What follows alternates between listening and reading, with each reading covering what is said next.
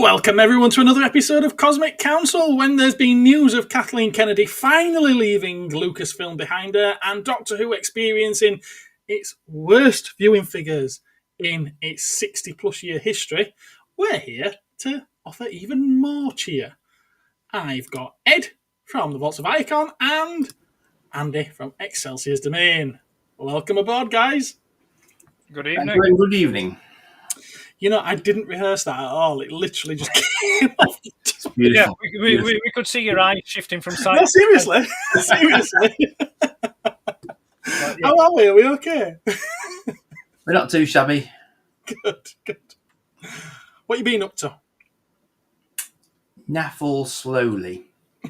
I've been lying on a sofa watching random YouTube videos and watching the film Legion with Paul Bettany in it.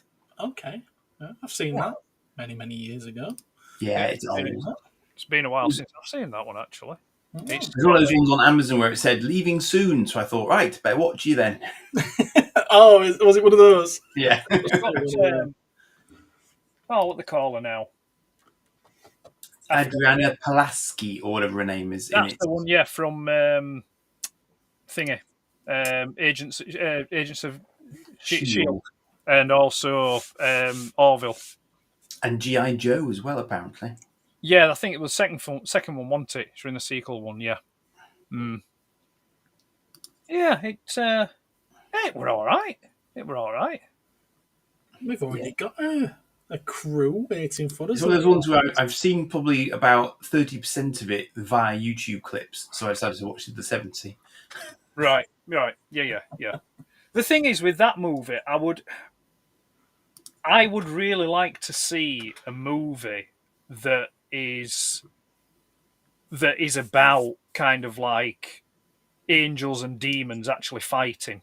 So like I tell you what I'd think would make a really good film is if they dramatise and did a movie of the expulsion from paradise, so the fall of Satan, Lucifer and this lot, that, and showing the battle that happened, when that occurred. I was going to say there is an entire series called Lucifer. But it's not quite along the same lines, I don't think. So I actually quite enjoyed it, mind you. Right. I've not seen it. I think it'd be pretty cool visuals to see, like archangels flying about, and like battling and things like that. I'm trying to think what came closest to that, because there's his Dark Materials. Oh, right. Is that the final battle in his Dark Materials, which, fair enough, that's the end of Series 3. You do have angels, archangels, and whatnot fighting good angels, bad angels. But it's not like, is it based on the religious context of things like that? Because that's what I mean. I think I'd like to see that, There's an element of it. It's set in a parallel world where the Catholicism is known as the magisterium. So it's to try and get around the religious criticism. Yeah. It's still got religious criticism for it, but it's definitely heavily inspired by. Right. Yeah. Because I know that, the whole trilogy is very much a criticism of the Catholic Church. So I was thinking Sandman might have some of that in it, but I can't quite remember to what extent, or whether or not I'm cross-pollinating something there. And there's Dogma. Dogma's great. Dogma's really good. Really good. But if it ends up getting made, I think they're in pre-production and scouting for locations and stuff, but if Mel Gibson gets to make his sequel to Passion of Christ, that's going to involve all that kind of stuff as well. So that could be quite a good watch, because that is a great film. Is that Passion of Christ? I like that. It's a tough watch, but it is a good film. I've never seen it. That doesn't surprise me. No, I know of it. I can't remember if I've ever actually sat and watched it though. Possibly not. It sounds like I'd remember it if I had. Yeah, it is. It's visceral. It is visceral, but it is taken. It's taken from scripture, So what happens in that movie pretty much is what's written, kind of thing, It's really. Yeah. It is a tough watch, especially as you get towards the back end. The movie. It is a tough watch. I think when it first came out, it was during a time when I wasn't watching anything with subtitles. Now most of what I watch has subtitles, so maybe I should Give it a try. Oh, man, even managed to watch the first episode of Andor. Ha. Oh, well done. I've not watched any of that yet. Yeah, me being all current and that. But apparently the first episode is actually 3 first episodes. So I haven't watched all of it yet. That's right, yeah. Well, they're doing 3 episodes per week as a drop. I wasn't anticipating it. Well, I assume that's just as a lead-in. I don't know, but... yeah, they're doing 3... Yeah, like Gareth said, 3 each week, yeah. Yeah, it's supposed to be a year. Each 3 episodes is supposed to be a year. Oh, I see. Okay. And it leads up to Rogue One. Right. Okay. So, yeah. Yeah, because it was BBY4 and I was going Battle... Battle before Yavin. 4 years before Battle of... Battle of Yavin, yeah. Yeah, it takes you up to the events of Rogue One, doesn't it? So, like, just before Rogue One starts kind of thing. Mm-hmm. But I was thinking it's kind of odd like that, isn't it? Because, like, he can't die. No. That's right. Yeah. But there's many other characters in the show that can, and I dare say will. Yeah. Well, I've watched all 3 today. Have you now? And did you enjoy? Would you like me to be honest? I don't need to tell me what happens in it, but No. you can say whether or not you liked it, surely. It's not the same thing. Right, episode 1. Annoying, idiotic writing. Ooh. Episode 2, boring. That boring. That I'll be honest with you, I've forgotten what happened. 3rd episode, bored, annoyed, then angry. Okay. Didn't you have similar thoughts on season 1? Yeah, season 1 bored me to tears as well. Yeah, I loved it, so I'm not feeling discouraged by this. Well, your taste in movies and TV shows is questionable at best, anyway. So Fair enough. But no, I personally, well, put it this way. I mean, there's something that happens towards the back end of episode 3. Yeah. That's the bit that made me angry because it's no business whatsoever being in a Star Wars TV show or movie or anything like that. It's just absolutely has no place. And whoever decided to put that in there, needs taken outside and, just... I won't say anything violent, but they need... Yeah, whoever's decision it was to include that in the Star Wars franchise needs a very, very stern talking to. Okay. Interesting. I'm now intrigued. Right. Well, it's not a spoiler because it doesn't affect anything within the show, but it basically portrays a certain type of attack upon a woman. Oh, really? Yes. Okay. And that's like, no. Absolutely not. So it's not very Disney-esque then, from the sounds of it. No, it's not Star Wars. That's no business being in Star Wars. There's anything like that. Absolutely no, not at all. And obviously, I guess it's not quite the same, but it's the way that Jabba's dancers and Leia's presented it for men's amusement in Return of the Jedi. It's obviously we know it exists there. Whether or not we should see it is another matter. But we do live in a different time now. I've just finished watching an anime where the first episode starts off with that almost happening to a schoolgirl. But that's the thing. It's just. But what that just tells me that as a society we're screwed. Because why would you want to put something like that into a program or a TV show that is primarily aimed at kids? Well, I was going to come to that. Andor's not, is it? I was going to say, Andor thematically is much more adult orientated than.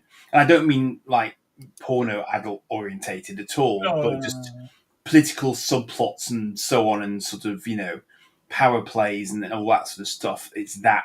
Right, so is Andor behind a parental guidance, or do you need to put a PIN code in to watch it? No, you don't. It's on the Disney Star Wars channel. Disney's got lots of... Well, but that's a grown-up decision. Yeah, there's a lot of stuff on Disney Plus that's adult-orientated that you don't need a PIN code for. That'll be on Star. It won't actually be on the actual Disney side of it. It'll be on the Well, side. It's still on Predators Disney. and all sorts on it. It's To be fair, all of the Alien films are on my main Disney page. Yeah. Yeah, but when you go onto them, it's under the start. Listen, that's fine. If you want to defend it, that's fine. But I just, No, but what I'm saying is, I think it very much depends on the streaming services on whether or not you, as an adult, have actually chosen to put parental controls on the channels, on the accounts. I think it's probably an option, but you probably need to enable it. Well, so the thing is, I mean, regardless, I personally don't think that should be. I mean, I think it must be about 5 years ago I said that they shouldn't be having a Harley Quinn show where she's swearing and having sex, but people seem to love it. Well, is that the animated one? That's the animated one. You're right, and I'm sorry, but it's Harley Quinn who originated in a kid's cartoon. But even I have cartoon. Yeah, I mean, even I have issues with things like Invincible, because my God, that's gruesome. I mean, that pulls literally no punches, and in fact throws a great many of them that do some serious biological damage. It's like, it doesn't hide anything. Yeah, I think yes, Dave's got that one right there. Star Wars is a family-friendly franchise, and that has no place in. I'm not disagreeing. I don't disagree at all. But we do live in a time when these things are happening. That doesn't make it right. And at the end of the day, every piece of media out there is given a certificate. And whether the parents choose to ignore that certificate is on the parents. But the thing is, though, that shouldn't be in Star Wars in the first place. That's up to the people who make it. That's not up to us. Well, then I question the people who make it and what's going on. We've already had foul language in Star Wars. We had prostitution 2 years ago in Star Wars. It actually reared its head again in Skeleton Crew, which is actually aimed at kids. There was a brothel in it. I mean, not got that far yet. And that's what I'm saying. What's going off in someone's mind that they would put something like that into a kid's show? I think that says more about the people that's making it. It's like, it's like, no, you're a bit wrong, really, aren't you? If you want to put that in a kid's show. Jumpy's made an interesting point there, though, actually, because I mean, in Mandalorian, obviously, Slave One is no longer Slave One. No, they just don't name it, do they? It's just his ship. It's like Yeah, so you can't call a spaceship by the name that it's been known for decades because it might offend. But yet we can put those kind of attacks on women, prostitution, brothels in a kids show. That's fine. Yeah, it's just no. It's just. I've got to be honest with you. I've not seen it yet, so I've got no opinion on it whatsoever. I agree. I don't think it should be in there. I do feel though that that's what the certificate is there for, if it is.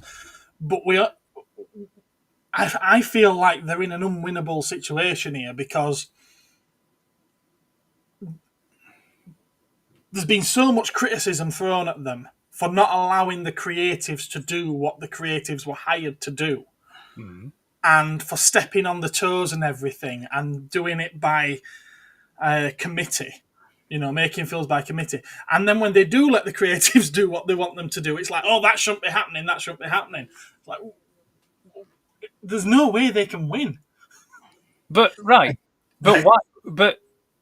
my caveat to that is, what kind of people are you employing that will want to put a scene like that in a family-orientated show? Yeah, but Andor's not a family-orientated show. No, I think family-orientated. It's part of a family-orientated franchise. Yeah, and that's the thing. I was just having a quick look then, and apparently, and I do remember now. Actually, as it starts, it sort of says warning, drug taking references, and that sort of thing on the intro screen going into it. So there is an advisory element on it. So it is. They're not doing it like a Yeah, but I'm not being funny though. There's those advisories on everything now, and it's like, trigger warnings. It's like, oh god. I know, but this is the thing. It's for those who are particularly sensitive, isn't it? At the end of the day, but I think your point, Ed, is not so much what's in it; it's what's in it, given that it's a Star Wars franchise item. Yeah. So it is down to that, and I don't know. I mean, it's I the thing mean, is, if you think about the very first film wiped out an entire planet. What's worse than murder on that kind of scale? well, the thing is, we've had sort of planetary genocide. We've had dismemberments on a regular basis that happily self-cauterized. So that's okay. We have stormtroopers murdered en masse.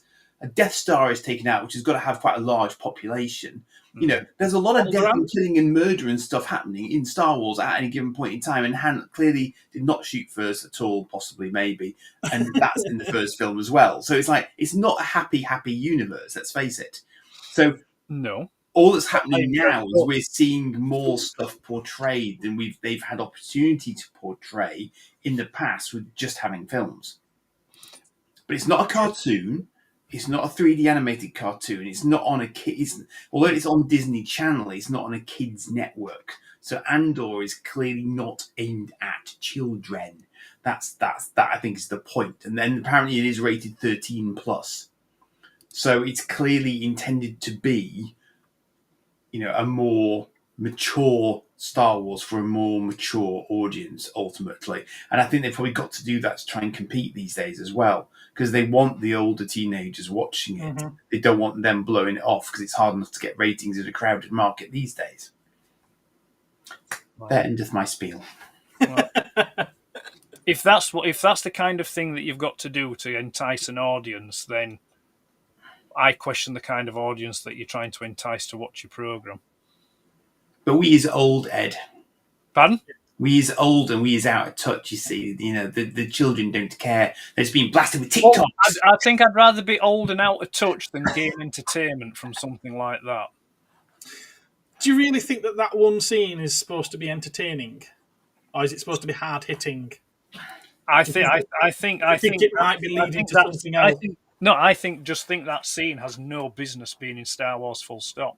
Right. And I don't care how you try to defend it or explain it. I'm just not having it. It's just no. It should not be in there. And I don't care what programs are being made now for kids or young teens to watch that kind of justifies it. No, it's just a no. It's a no from me, I'm afraid. It's just, and I'll be honest with you, I actually feel like not watching the rest of it. Right, because it's like, I mean, I think. You know, that I don't know. I think, I just don't agree with something like that being in Star Wars. Andor needs a musical episode, says Podriz Palpatine. I agree with what Stu said here. Star Wars should be aimed at everyone. Stop aiming it at a certain age group or minority group. Absolutely spot on. I will say, though, for years I've wanted a horror set in the Star Wars universe. Yeah. You got it. Okay. No, I mean a horror. Proper that would be the Phantom Menace. Yeah. And can you imagine what they could do with a Sith-like or a dark side serial killer?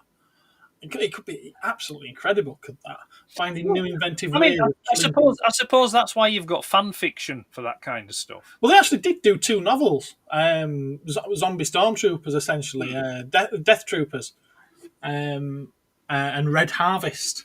Which I think Red Harvest was set hundreds of years before its predecessor, even though it was supposed to be a sequel. And they were very, very well received. Very well received. I think Last Jedi was a horror. No, it was a travesty. There's a totally different. I mean, don't get me wrong. I wouldn't be presumptuous to tell people that they shouldn't watch it. If people want to watch it and enjoy it, that's fine. But like I said, I just personally believe that just shouldn't be in Star Wars. Not at all. Like I said, I don't disagree, but we do live in different times now. But well, no, I mean, if we can wipe out entire civilizations, and that's perfectly acceptable. Hurting one woman's not exactly, it's nothing on that level. Nothing. It just depends on what you attribute to it. But the thing with the destruction of Alderaan, it's a planet. It's a faceless thing that happens within a feature film to build the tension and to show you the stakes of what's happening. There's no face to it. It's like with the stormtroopers. Stormtroopers are killed en masse because they're faceless enemies. There's no humanity to them, so it doesn't affect that way. Yeah. Whereas with this particular scene, it's like, But you're also forgetting Vader's firing method here as well. He snaps necks on a regular basis like that on the command deck of the Star Destroyer when he's not happy with someone. Yeah. Or through the vidlink if he feels like it, because he's just that good. Apparently. No, I get it. But like I say, it's just there's a certain element of science fiction to that. It's a science fiction movie. Sort of like escapism, entertainment. But then when you start involving stuff, start introducing things like that into it, it's just like, oh, no. My question is, then, I suppose, not having seen it yet, was it relevant in context, or do you feel that it was put in for shock value purely? It's put in for shock value. There's no need. There's no real need as to why for that to be done. Basically, what you've got is, again... Is it not going to go anywhere? Is the victim not going to sort of like rise above this or come back from it? No, the attack happens. It doesn't come to fruition, if you will. She ends up sort of like... So it doesn't even happen? No, it doesn't happen, but he's trying to do it, yeah? And it's quite violent, and it's quite, it's like, it's quite like thinking, bloody hell, come on, like, she does, excuse the double entendre, but she does beat him off. She gets a hammer and she hits him and, ends up killing him kind of thing. But it's like, there's just no reason for it. You can feel a setup for it earlier on in the episode where a particular Imperial officer takes an interest in her, yeah? And then he comes back later when she's on her own. And then, the attack happens. Yeah, and it's just like, well, why? You don't need to go that far to show that the Imperial officers are intimidating. Yeah, yeah, but presumably though, if she's actually going to take one out, so then there has to be some plot reason for that. No, it's just a random Imperial officer. There's no consequence to it or anything like that. Okay, it's just cut. Yeah, you're right. Yeah, and it was just like, you knew this was going somewhere. You just thought to yourself, "Don't go there," but they did, and she's like, "Why? Why would you do that? Why would you go there?" It's no. Yeah, I kind of get that, but because I remember, and it's been a while since I watched it, but I remember being quite confused at the outset of Rogue One as to, and you'll forgive me if I've forgotten I can't remember what his name is, but the sort of the hero character, was a hero, anti-hero, hero. Cassian. Thank you. So Cassian, obviously in Rogue One, he comes across quite poorly at the start. He comes across quite dark, as I remember. So that was sort of intriguing because I was sort of puzzled as to, well, what is his role here exactly? Because is he going to be like a double agent or something? Because he said so. I mean, Rogue One did play him very dark right from the get go, as I recall. So I remember that kind of mildly surprising me because, as you say, for a Star Wars film, you wouldn't expect that level of sort of lethality from someone who's a rebel. But then that was kind of tonally setting it for the fact that they are desperate. They're up against insurmountable seemingly odds, so they've got to be dirty when they have to be to get the job done. And that's what we're being told thematically is the case. So that kind of makes a certain amount of sense to me. I mean, on both sides. The start of Rogue One, Cassian Andor does that because he's basically the other guy is basically freaking out and drawing attention. So he's a case of, right, I need to shut this guy up, and he shoots him to shut him up. Yeah, but obviously he still gets caught anyway because the stormtroopers turn up. But yeah, I agree. But I think if you want that kind of entertainment in something that you're watching, then you need to be watching stuff like Game of Thrones. Yeah. Which, to be fair, I'll agree, it's more befitting that. Yeah. I will say though, and this is in response to what you've said a few times, that it's not happened before, and Stu's said it here as well, that there is precedent for it. Leia was very nearly done in Shadows of the Empire. Not in the video game, but in the novelization. Yeah, but I believe it was in the comic as well. So that kind of falls under non-canon fan fiction. Well, it does now. It was never fan fiction. I know a lot of people on the left like to call it fan fiction now because it's been changed from expanded universe to Legends. But for a lot of people, that was the canon for the longest time. Yeah, but wishing it so doesn't mean so. And in all fairness, Lucas signed off on it. Well, not only did he sign off on it, but he went ahead and made a video game of it and turned it into an entire multimedia franchise, everything but a film. Thing is, though, I mean, well, that's fair enough. I mean, it happened in a book that, is, probably most people don't know about or probably never read. Yeah. I'm surprised how many copies that sold. Well, I don't care. It's just I think it outsold the Heir to the Empire trilogy. It's not in a film. It's not in a program. So it's not it's not canon. It's not legit.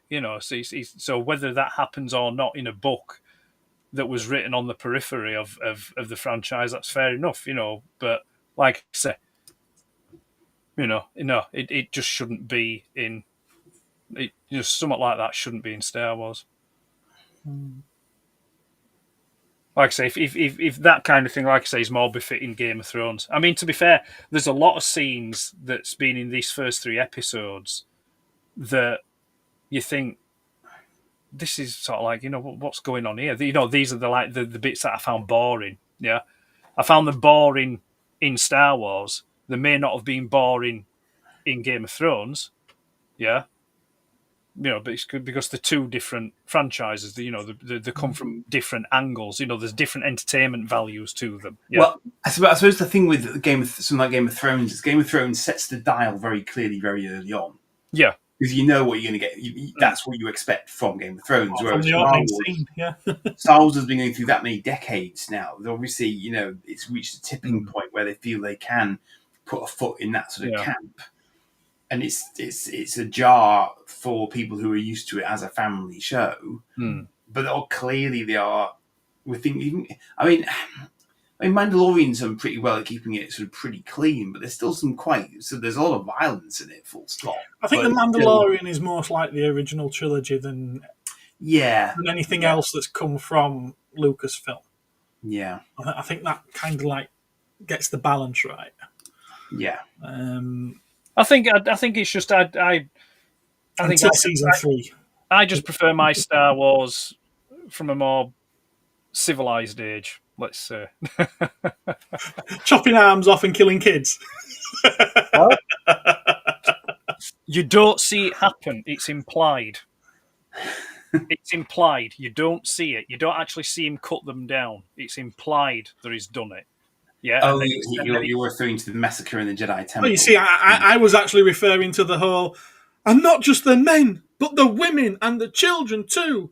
They're animals, and I slaughtered them like animals. Yeah, and that was implied. It didn't actually show you it. It showed him cutting through the tent, and then it cut to him slashing his saber, but you didn't actually see the act itself. He's like that. You might not see it, but it's more than implied. Implied is when it might not have happened.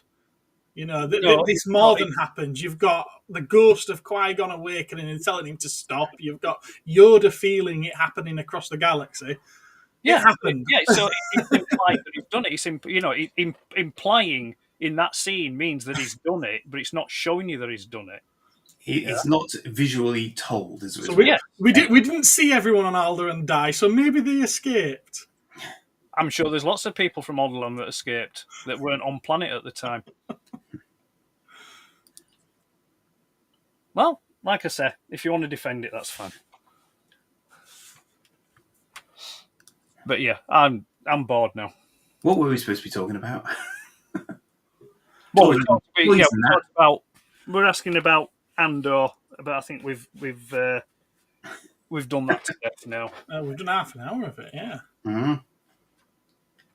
An X-rated, never-ending story remake is what Toy Slice wants.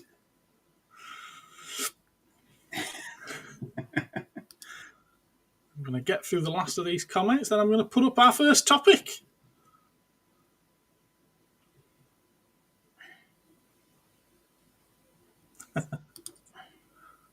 Right, so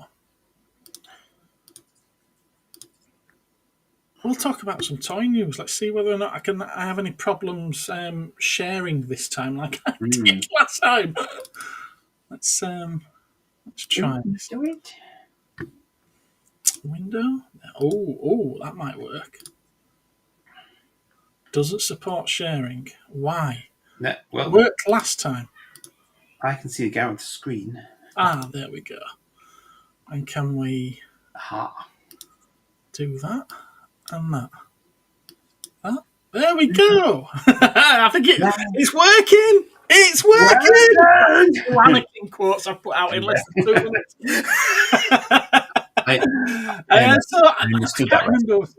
can't remember where these were taken, but they're official Loyal Subjects images of the new mask products.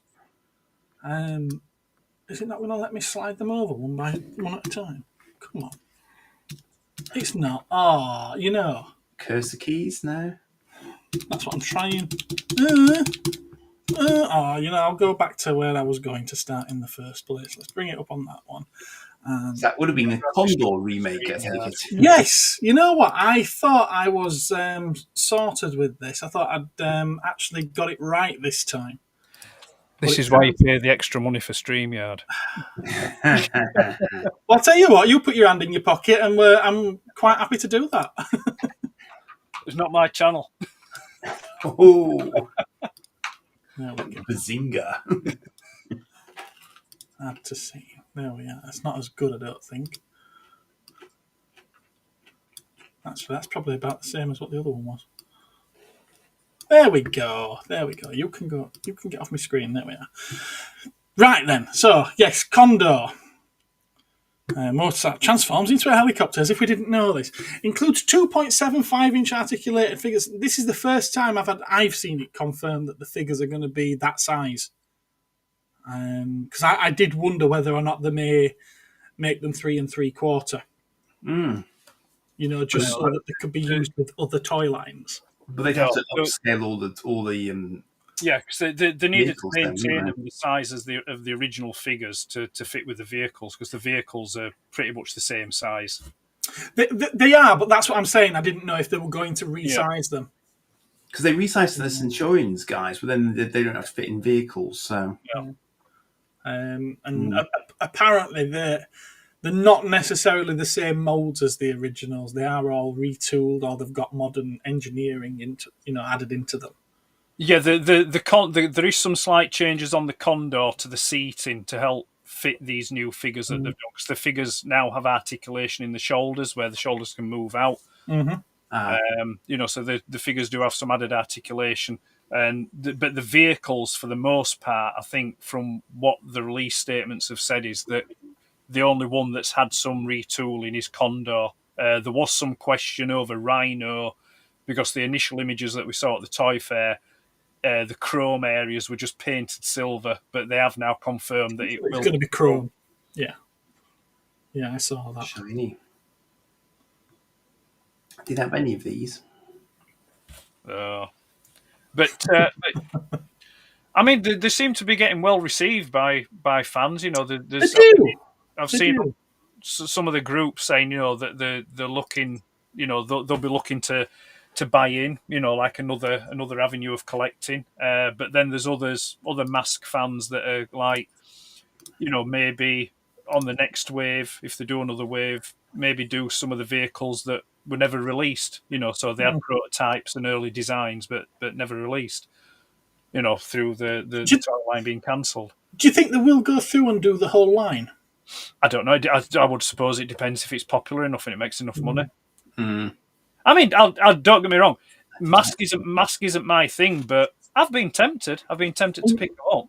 And do you think that they're going to be as breaky as the originals, or do you think they might address that and use a different kind of plastic? I would have thought, they'll be using modern ABS. I reckon they'll be a lot stronger. That was the thing as a kid.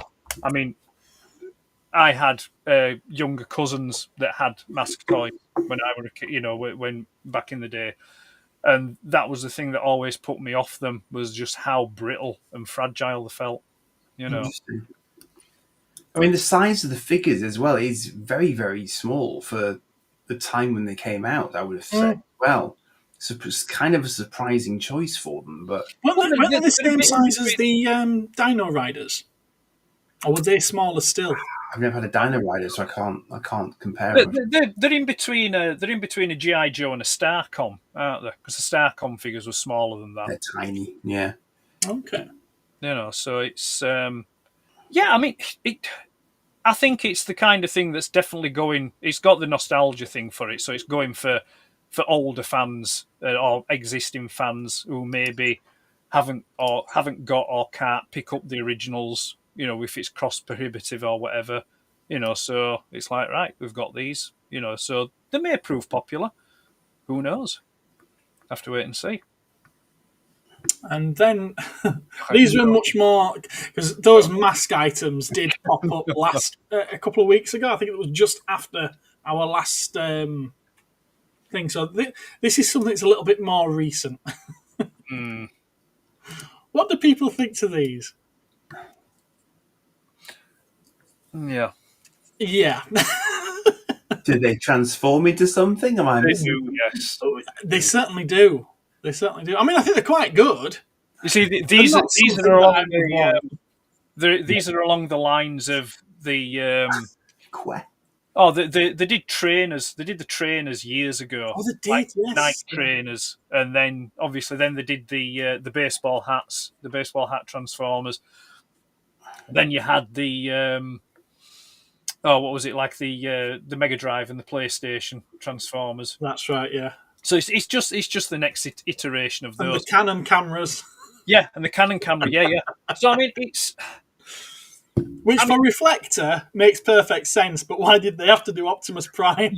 Yeah. Optimus Prime as a Canon camera, it's just like, no. I mean, they actually look like good robots, to be fair. Yeah, it's for me. I don't think they look bad. Yeah, for me, they're gimmicky at best. Obviously, it's not. I don't know what the price point is. Oh, I've no idea. Is it Hasbro or Takara that's doing them? All American football, I'd have to stay Hasbro, but I don't want to be guessing. I've thought of a horrible techie question to ask. Go on. If they're supposed to be Transformers, how heavy would they be?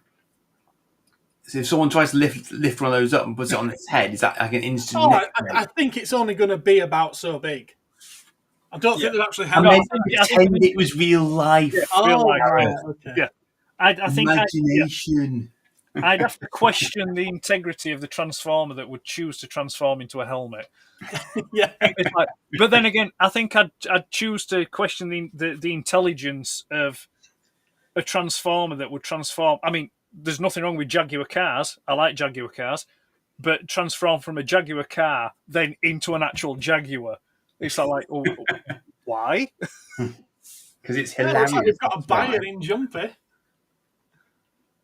It's like, could a human actually wield Megatron in gun form? It depends if you've got mass shifting. Exactly.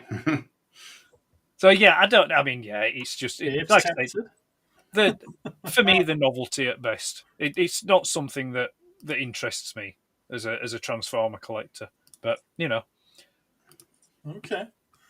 And then moving on to the last one that I've got to show you is one that was announced at San Diego not San Diego Comic-Con, Star Wars Celebration in Japan. And it's Shadows of the Empire, which I just mentioned. I didn't realise that Jaime Lannister was in Star Wars. Also, again, Game of Thrones and Star Wars connected. To be fair, he looks more like a brown-haired version of Prince Charming from Shrek. Yes. I've seen that. I can see Jaime Lannister in it more, but I think it's the jaw. Chin. Yeah. It's. I mean, I suppose they're going from a comic book, aren't they? Yeah. Yeah, well, from a video game, really. But he should have stubble. He should have stubble. I do like the figure, and I dare say I'll be picking it up, but he should have stubble. I mean, I'm not over-sure of the choice of costume. It's like, the quilted, padded look. That's what he wears. That's what he's spot on, to be fair. In case he needs to lie down, he might get tired, Yeah. Well, he's got his duvet on him already. It's great. It is spot on. It's actually nice to see them do an all-original sculpt, because a lot of the times what they do with these things is they will kit bash from sculpts they've already got. And like what they've done with the magnet boot trooper from Solo. Oh, is that kit bashed? Yeah, well, what they've done is they've re-released it in Andor Season 2 packaging, but they've just taken the magnetic boots off it. Oh, right, okay. No, I mean sort of like there's a Darth Nihilus figure, and it's got Darth Vader's arms, Darth Vader's legs, Darth Maul's torso, and this, that, and the only thing that's new is the head. Yeah. In order to make a new character, that's what they do. But, it's nice to see this one's all mostly new molds. Yeah. I don't know if those gloves might be pre-existing ones. Right. I dare say the bare arms could be from something else, but everything else obviously looks... It was a very Han Solo character. He was there to replace Han while Han was frozen in carbonite. Right. I also kind of remember him being a little bit ginger. I don't mean bright orange ginger, but sort of like a bit of a rustiness to the brown, which they've not captured there. But yeah, I'll still pick that one. I'll be honest, it's a character I know nothing about. All I know about the character is his ship called Outrider or something? That's right, yes, it is. And that's it. That's as much as I know. No, it is. It's called the Outrider. Yeah. I'm sure it's going to be, like I say, it'll be popular with fans of the game and the books and stuff. Mm-hmm. The book where Leia almost gets... I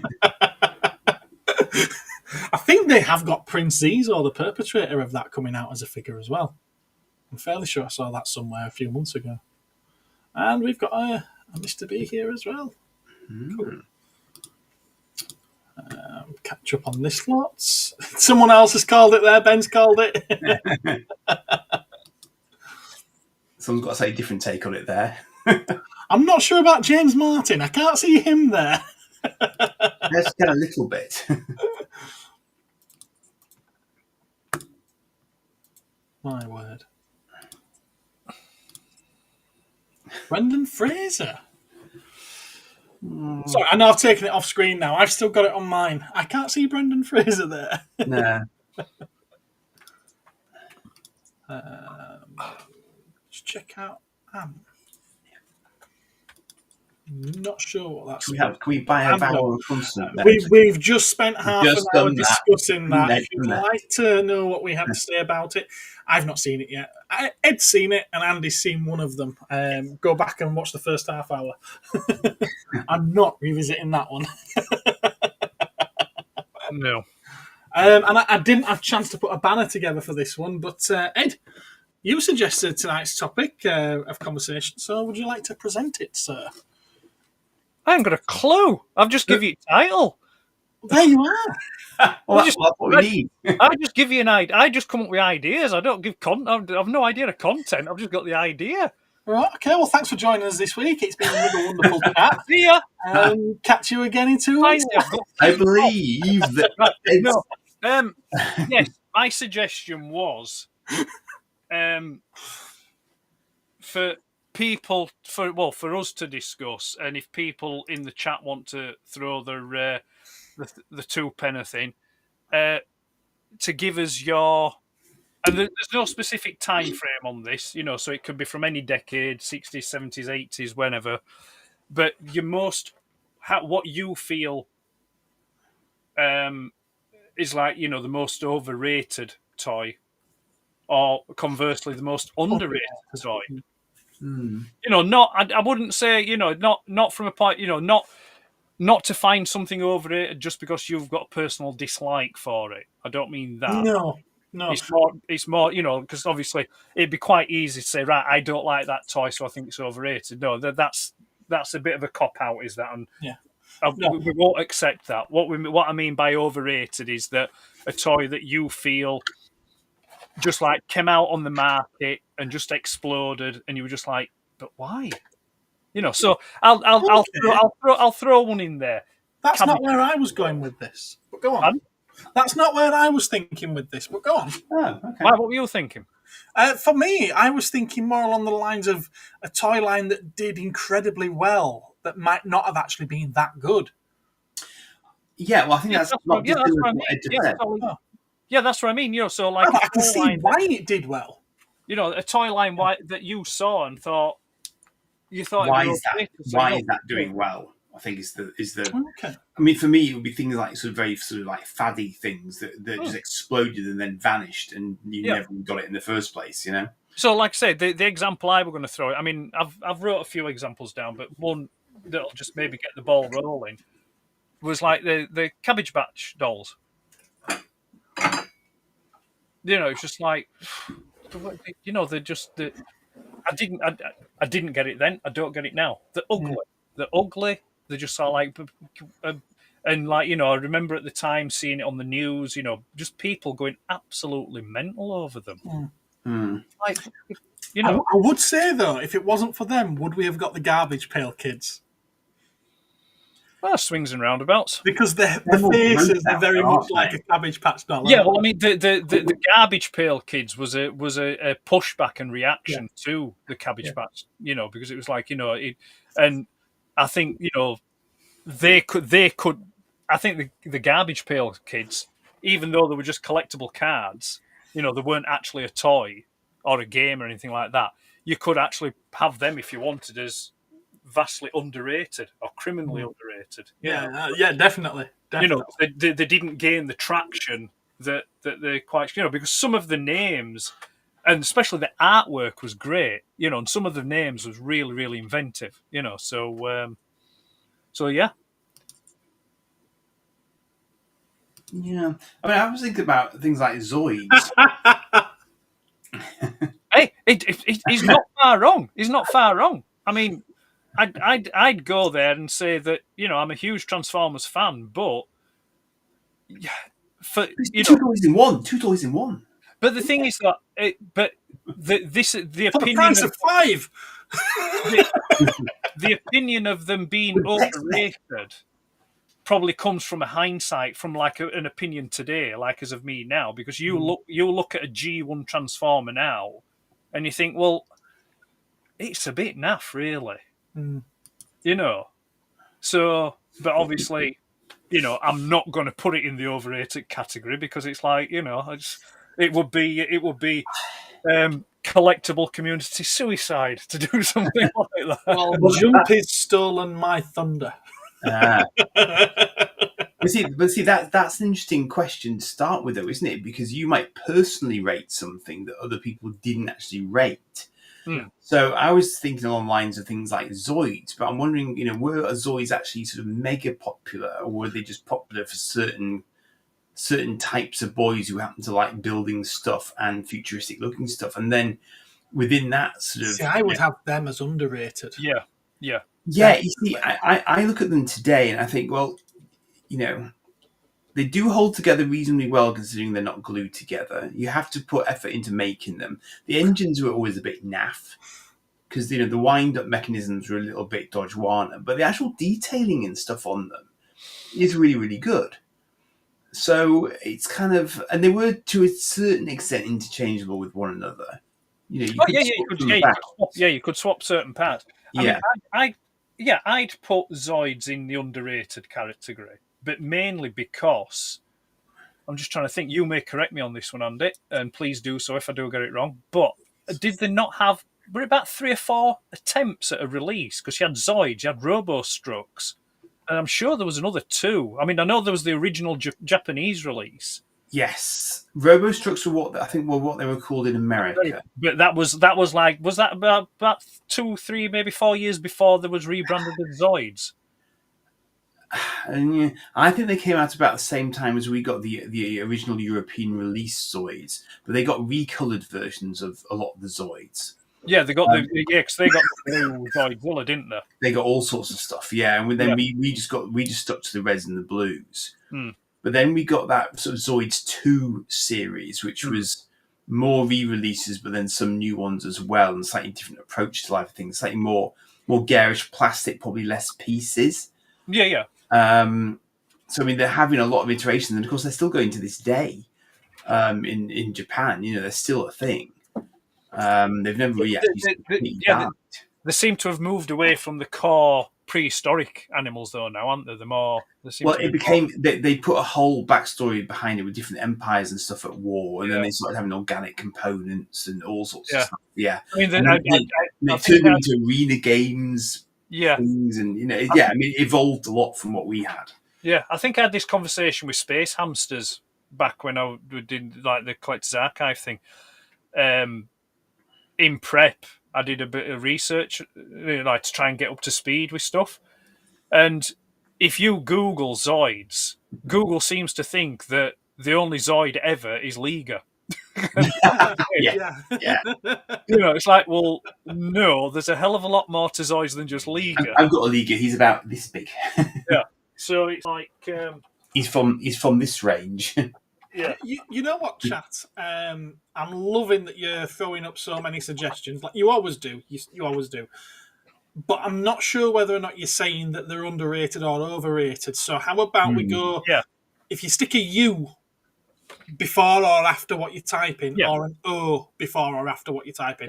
U for underrated, O for overrated, yeah? Yeah. Just so we know what you're actually suggesting, because Beyblades could be a really good recommendation for either of them. In all fairness. I think we'd shove Zoids in there. Another one that I had for underrated. Well, I've got a few, but this one I will pick out because it was a toy line I did like as a kid, but it was like I think offhand there was maybe one, maybe two other people I knew throughout the whole of primary school that had these. No one else had them or were interested in them, and that's the Britain stuff. Yeah. Because I used to love the Britain stuff. Yeah, the tractors, the Land Rovers, and things like that. See, I went for the Space Swans. See, with me. And it's like, and it's like, and it's just like, what was it about them that people weren't getting? It's like Joe's got it. Every colour calculating. Overrated. Every card game. Yeah. Yeah, I mean, I always loved Britain stuff because, like you say, they were incredibly accurate. I mean, I don't think I really had any of the non-space ones, but I did look at the helicopters and stuff and think, they look great. Yeah, the helicopters were great. Yeah. It was the green and yellow one that I had, the army one that had the stretchers at the side. Said nobody ever. Warriors of Virtue was not underrated. What's Warriors of Virtue? What is Warriors of Virtue? Kangaroo Samurai is probably the best way to describe it. Okay. I'm still none the wiser. Kangaroo Samurais. He's going to go tippity-tappity and show us in a minute. Right. Don't bother. It's okay. Don't waste your time. I'm not really that interested. We've asked the question now. It must be answered. I know, and I regret asking. I can delete that. If I've never heard of it, it's probably because I don't care. Quite possibly. Is that showing up? Not yet. No, I can see it. Yeah, no, I keep forgetting I have to actually manually do it on this, don't I? Yeah, you do. Oh. There we are. There we go. Can you make those out? Just about. Yeah. Yeah. Right, yeah. Okay. No, they're not underrated. They're rated exactly where they belong. I mean, I suppose that's the other caveat I suppose you've got to add to this as well, with being a subject and a topic, is that I know we said, you've got to try and be, take subjectivity out of it, try not to pick on toy lines that you didn't particularly like. But it's also going to be subjective from a timeline point of view, because like I say, that Dave's mentioned, Warriors of Virtue, I've never heard of it. So it's like, it's obviously not in my time. So the toys that I'm going to mention are going to be, sort of like, located within the 70s and the 80s, so if someone may say, I mean, like Beyblades, I've heard of them, but I've no idea what they entail or what they do or what they're supposed to be. So I could never comment as to whether or not they're underrated or overrated, I don't know if my idea behind them is true, but I always kind of saw them as a response to gargoyles. Yeah. There was some. They always looked like. I mean, maybe they came first. I don't know, but I was aware of gargoyles, and then not long after, I can remember seeing these warriors of virtue, and it's like, oh right, okay, so they're like bat type creatures, and these are kangaroo type creatures, but otherwise, I was getting Jedi vibes off one of those. Yeah, that's the samurai aspect, I think. Yeah. Oh, Action Man. Action Man's overrated. Wow. But he says he's not too keen on it, so that's bias. That's all, like it's a toy line he doesn't like. Well, he's asking if that's his bias. Yes, yeah, I'd say that's bias. I mean, I think that's an interesting one, because if you were to say, I would say that Action Man was probably underrated in America because they'd no idea who Action Man was. For them, it was G.I. Joe. Didn't they? Yeah. So G.I. Joe which was massive over there. Yeah, massive over there. Whereas Action Man was massive over here. Would you say that Action Man was bigger over here than the 12-inch G.I. Joe was over there? Yeah, I don't think G.I. Joe became really popular over there until the 3 3/4. No, it didn't. No. Yeah. There is precedent for that. That's what basically. I recall seeing a documentary about this, and I think G.I. Joe as a franchise was pretty much on its ass, and they introduced the 3 3/4 figures, and it just took off. It became real popular. But yeah, over here, the Action Man 12-inch dolls were hugely popular for a long time. Yeah, a long time. So I think I don't think you could. I don't think you could accuse Action Man of being overrated, because it was just an action figure, and it was just that immense, and it had that many accessories and avenues for play. There's a lot of creative play with them. One I will say, I think, is underrated. Bingo, yes, he was. Which I've no experience of it because I never had it, but just from seeing the toy, and that's Mantiforce. I think Mantiforce I'd put that in the underrated. Massively underrated. I mean, I probably overrate it. Yeah, but I do think it's an underrated toy line. Yeah. I think I had certainly not considered that. I don't think at the time, and I couldn't really tell you why. I probably would have caught it when it was originally coming out, possibly. What time did they release Mantiforce? 80. I want to say 87, 88. So I could have caught it. It strikes me as the sort of thing that I'm surprised that I didn't get now that I know about it, what I now know about it. I think maybe what would have puzzled me was the box art not making it obvious how much was actually 87. 87. It was available for 4 years. Right. Okay. So you'd have been 13, Andrew. I'd have been 4. Shouldn't have been playing with toys.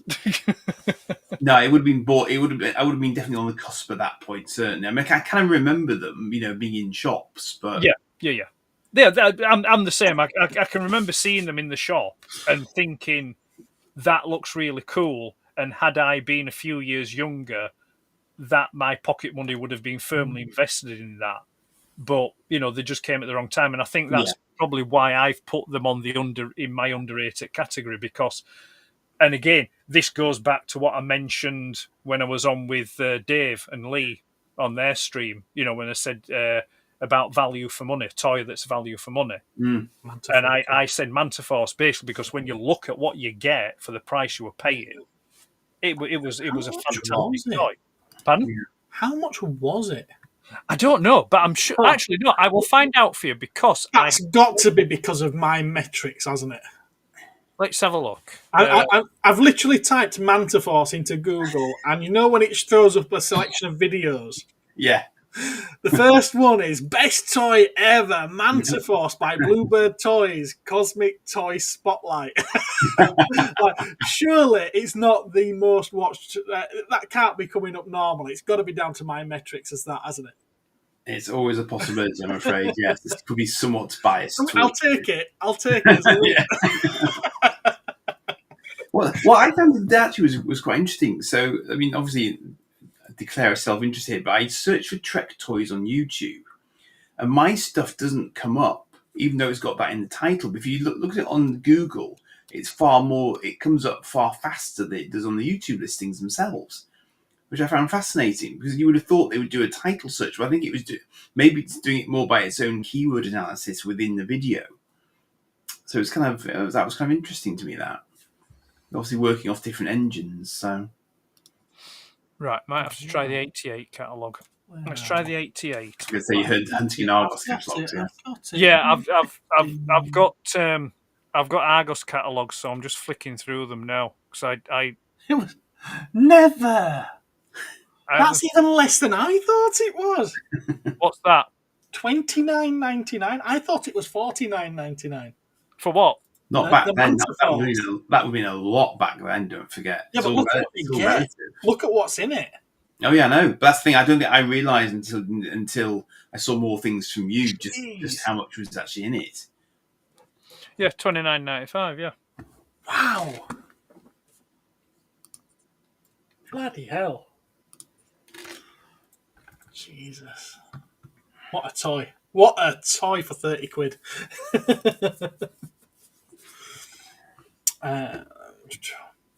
Reanimator. The topic of discussion at the moment is underrated and overrated toys or toy lines. If you want to throw some suggestions in there, stick an O either before or after your suggestion for overrated, or a U before or after for underrated, just so we know which one you're referring to. How bizarre. The Legoland Airport set. 6392 was actually cheaper than the Manta Force. Really? Back in the day. Well, I mean, Lego's an interesting one, isn't it? Though, because I mean, you could almost do that on a set by set basis, whether they're overrated or underrated. Because you could pick up very reasonable non-branded ones you would probably think were underrated because they were great sets, but they weren't advertised. Sorry, what unbranded? What? Sorry, Andy. So if you got like a Lego set that was just like an airport set, so it didn't have any branding associated with it, yeah, like Lego City now. But then you might get a Star Wars set that you thought was massively overrated because there weren't many pieces in it for the price it was at. So does price point then start playing coming into it then in terms of whether or not you think the pricing has an impact on whether it was underrated or overrated for what it wasn't that they were trying to, Okay. Yeah, I'll agree with Martin there. Yeah, I think Action Force was underrated. Okay. So I thought it was quite a popular line. Is that just G.I. Joe, but the smaller ones?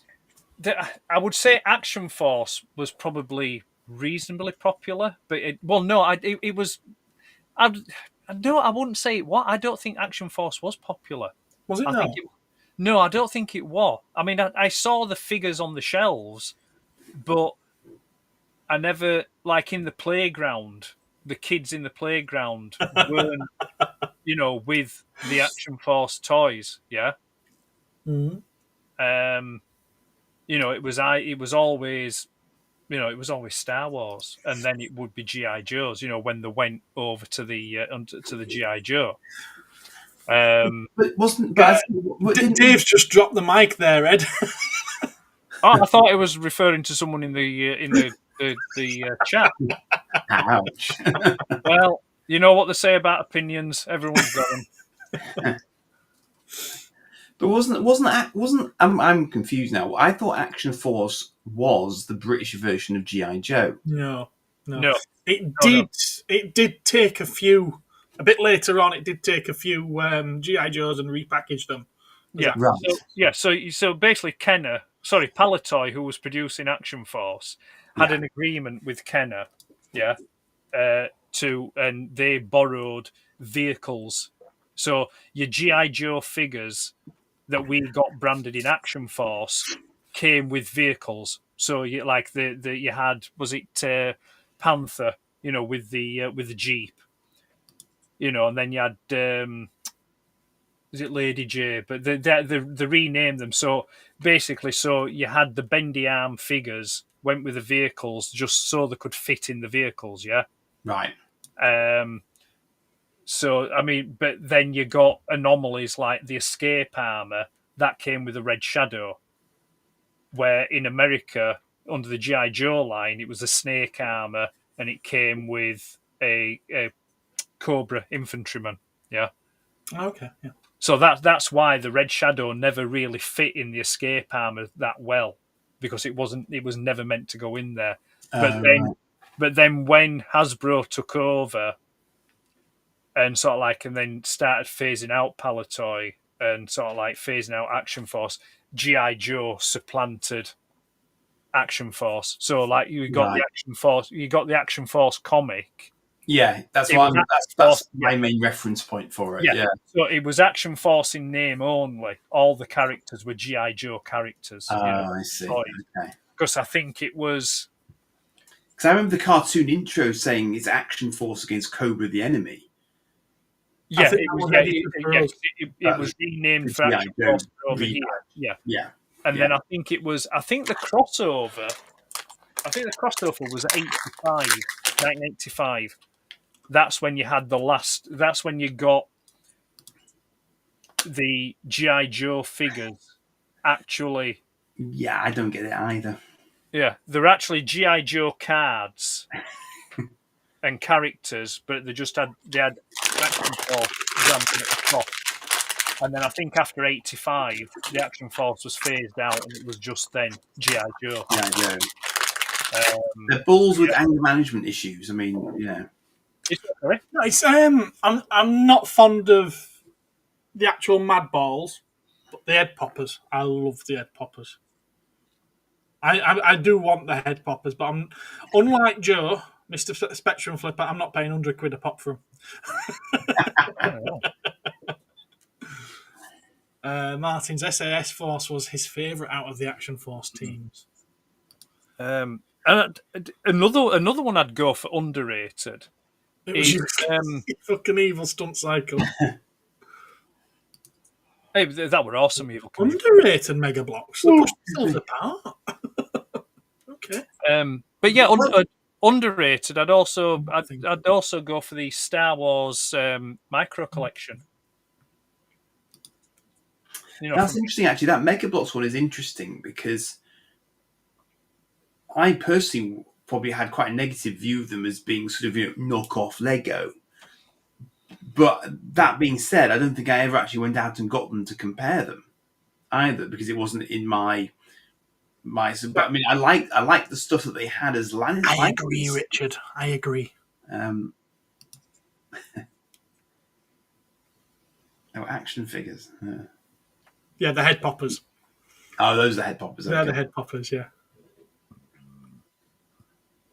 I agree with Jumpy. I think Turtles is massively, maybe not overrated, but certainly overproduced. Overproduced, yes. Yeah, overproduced. Yeah. There's too much of it. But that's what happens when you get a I haven't seen it, Joe. A popular franchise. When you get a franchise that just explodes. Like the Turtles did. I mean, people spunking. It was. It was like I've never seen that happen, Dave. To be honest with you, I've never seen that happen.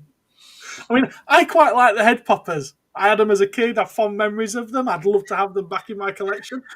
I can't say that I've ever spunked in my pants over them. Okay. Yeah, I know it's comic based. Yeah. The Halo Mega Blocks. See, I'm probably going by the older Mega Blocks, which they literally push themselves apart when you try pushing them together. Oh. But yeah, some of the Halo sets do look good. They've stopped doing them now, haven't they? Is that one?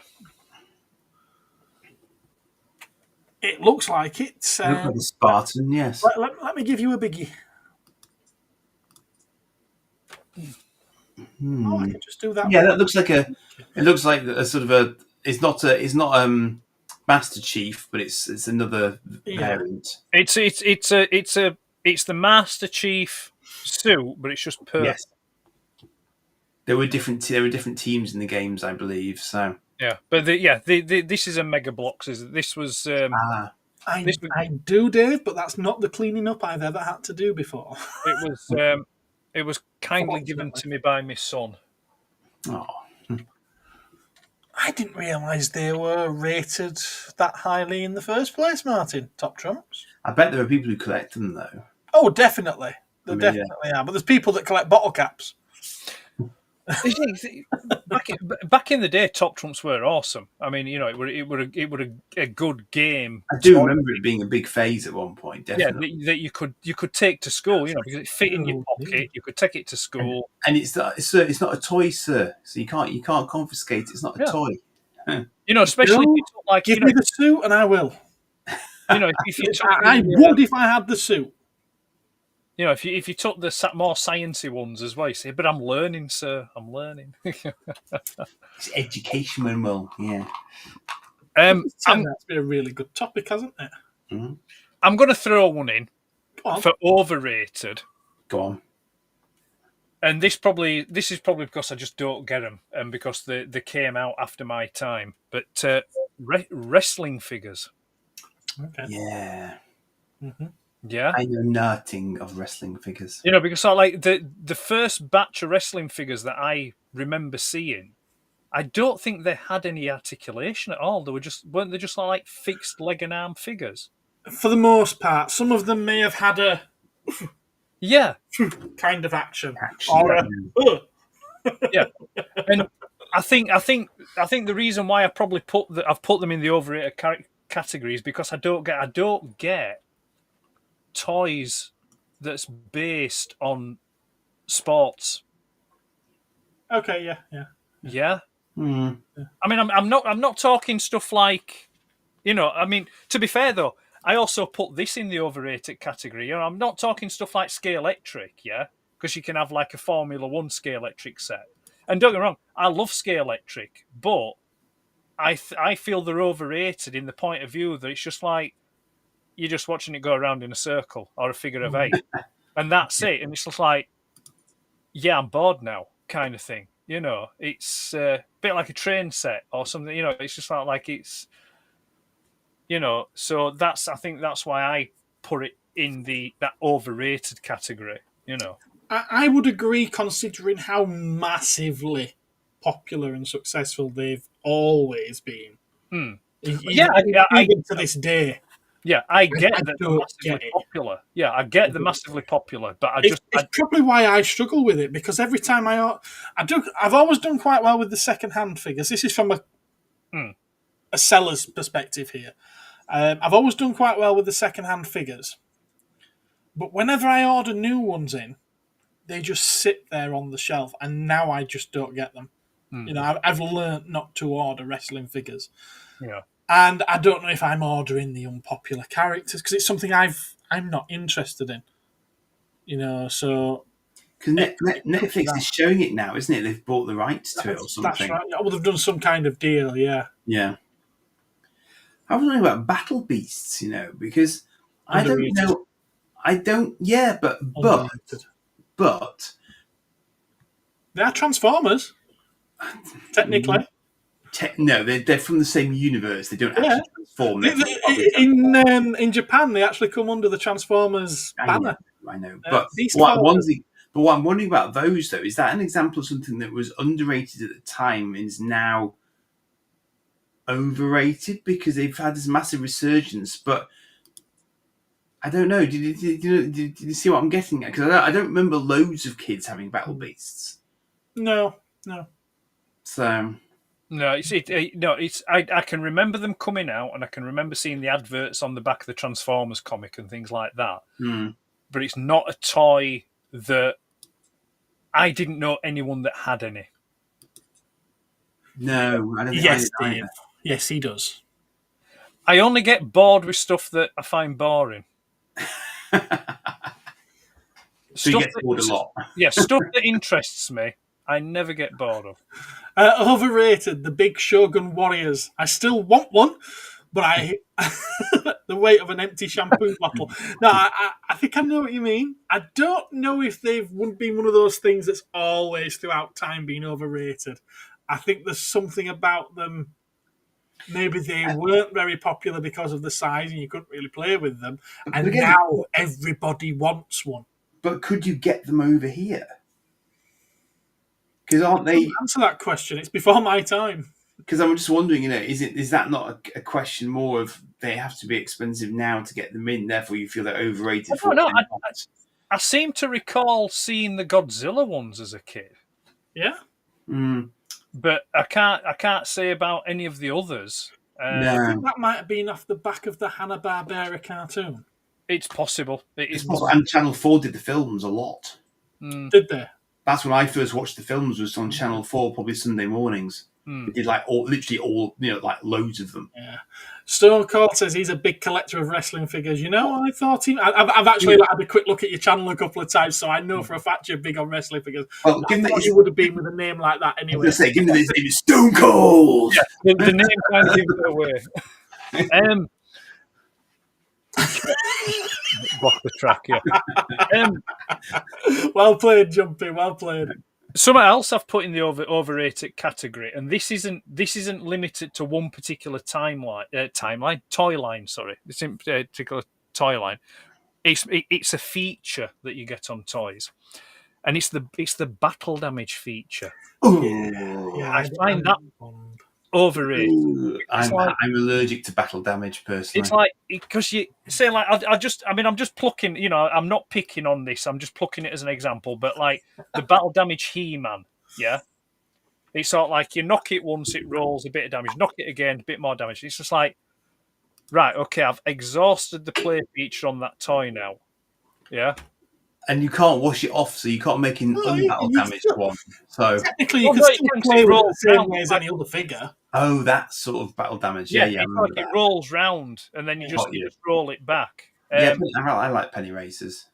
And then you had you also had like battle damage toy cars as well. Like you'd smash them together, and the bonnets would fly off, or things like that. Yeah. I had a key racer, a Corvette, a Chevy Corvette key racer that did that.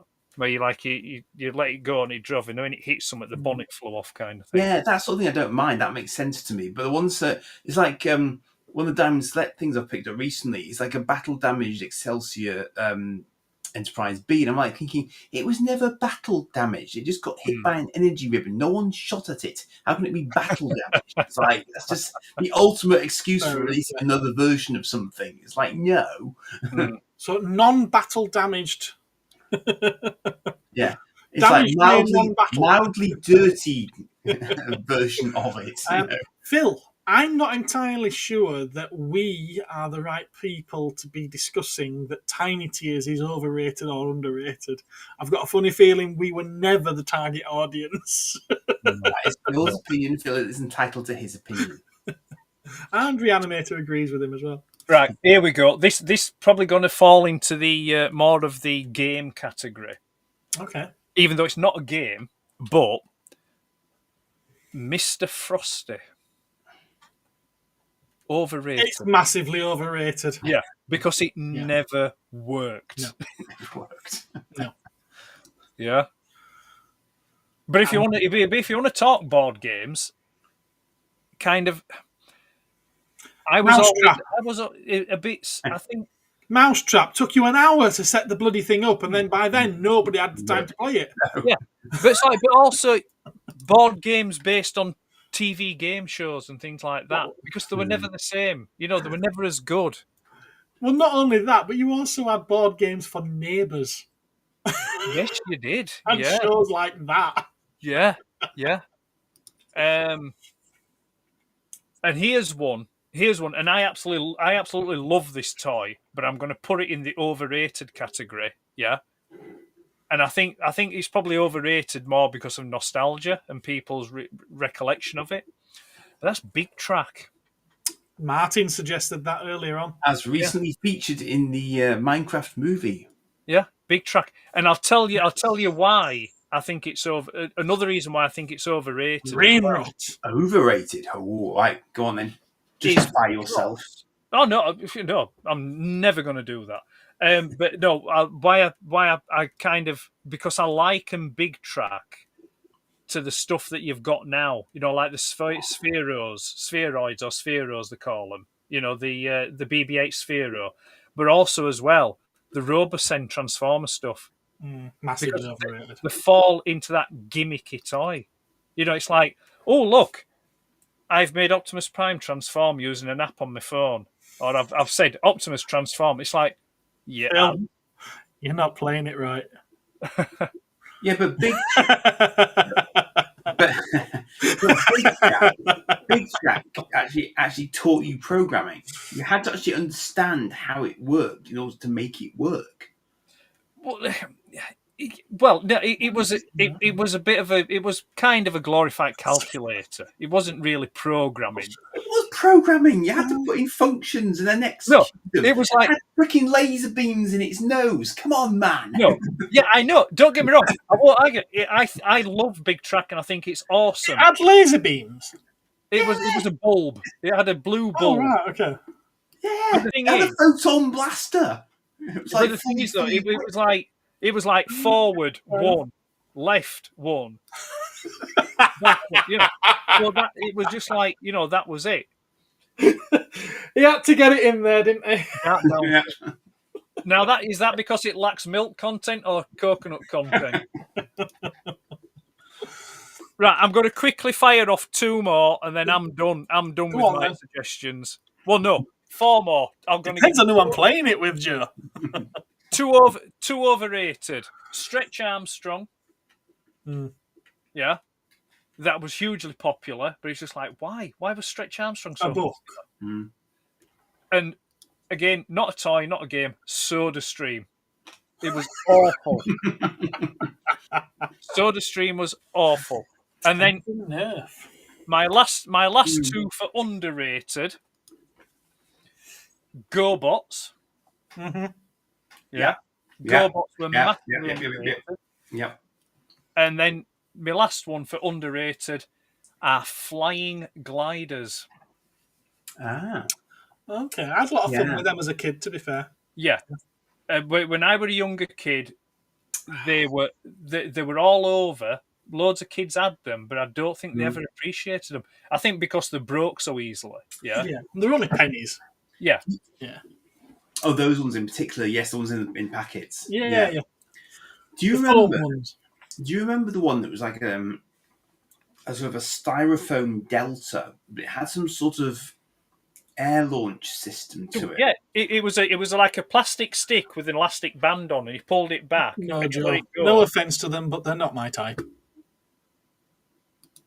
What?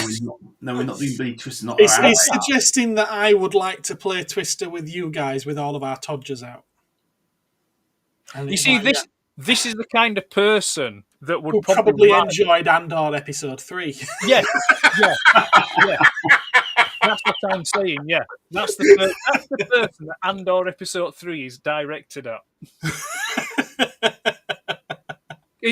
Full circle. Go and watch Game of Thrones, Joe. Go on. Are we able to kick them? Or...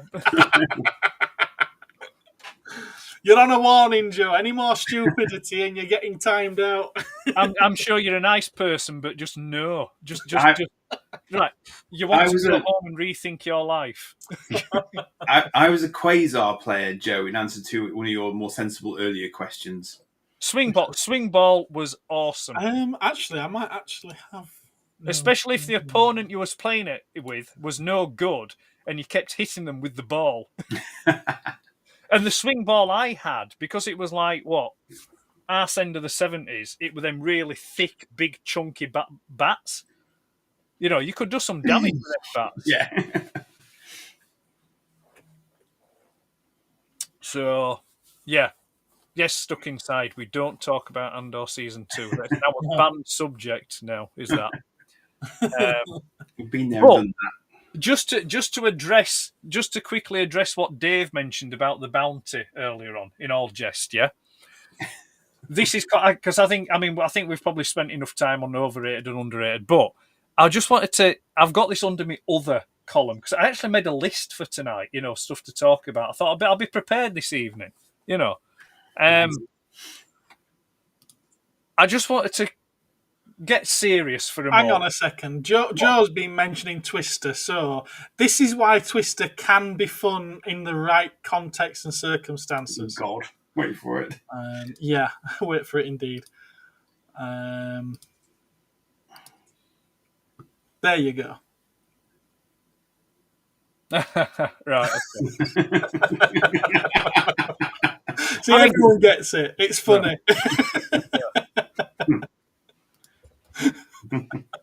But yeah, I just want to be a bit serious for a moment.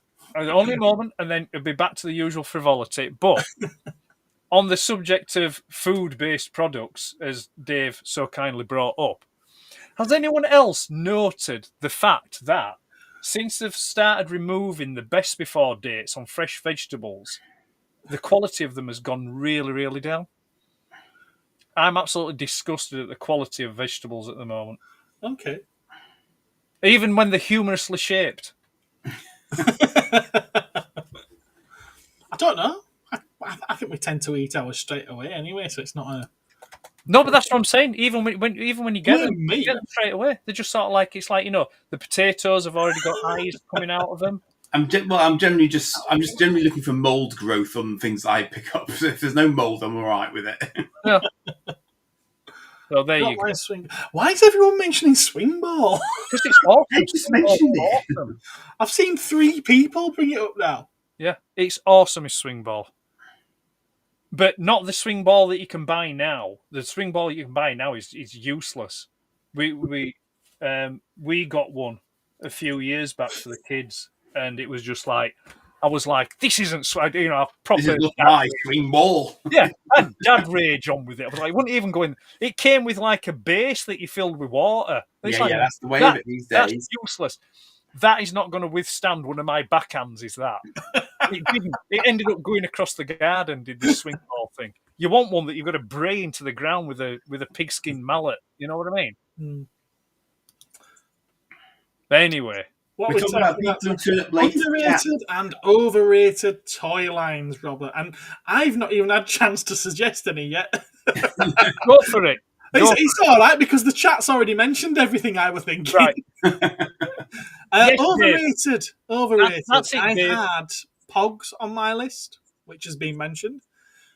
Tamagotchis on my list, which has been mentioned. Furbies, I don't believe have been mentioned. No. TY Beanie Babies, that was a massive craze that lasted for so long. I even partook in it, and my mum did as well. And yeah, we regret that. The modern day Beanie Babies has been mentioned in the form of Funko Pops. As Nelson Muntz would say. Yeah, they're... Yes, Dave. Dave, I'm on board with that. Let's get that hashtag going. Not my ball. Joe, if you ever want a less painful way to play paintball, look up ghillie nets on YouTube. Yeah, ghillie camouflage and ghillie Robert, LLY. You're all soft. When I were a kid, our version of paintball were throwing tins of paint at each other. And I'm not talking about the little big tinlets. I'm talking about the big 2.5 litre tin. Well, the important question, no, you're missing the important question here, Ed. Gloss or matte? No, it was satin. Satin. Right, okay. It gave you a much nicer sort of like shimmer during the hot summers. You know what I mean?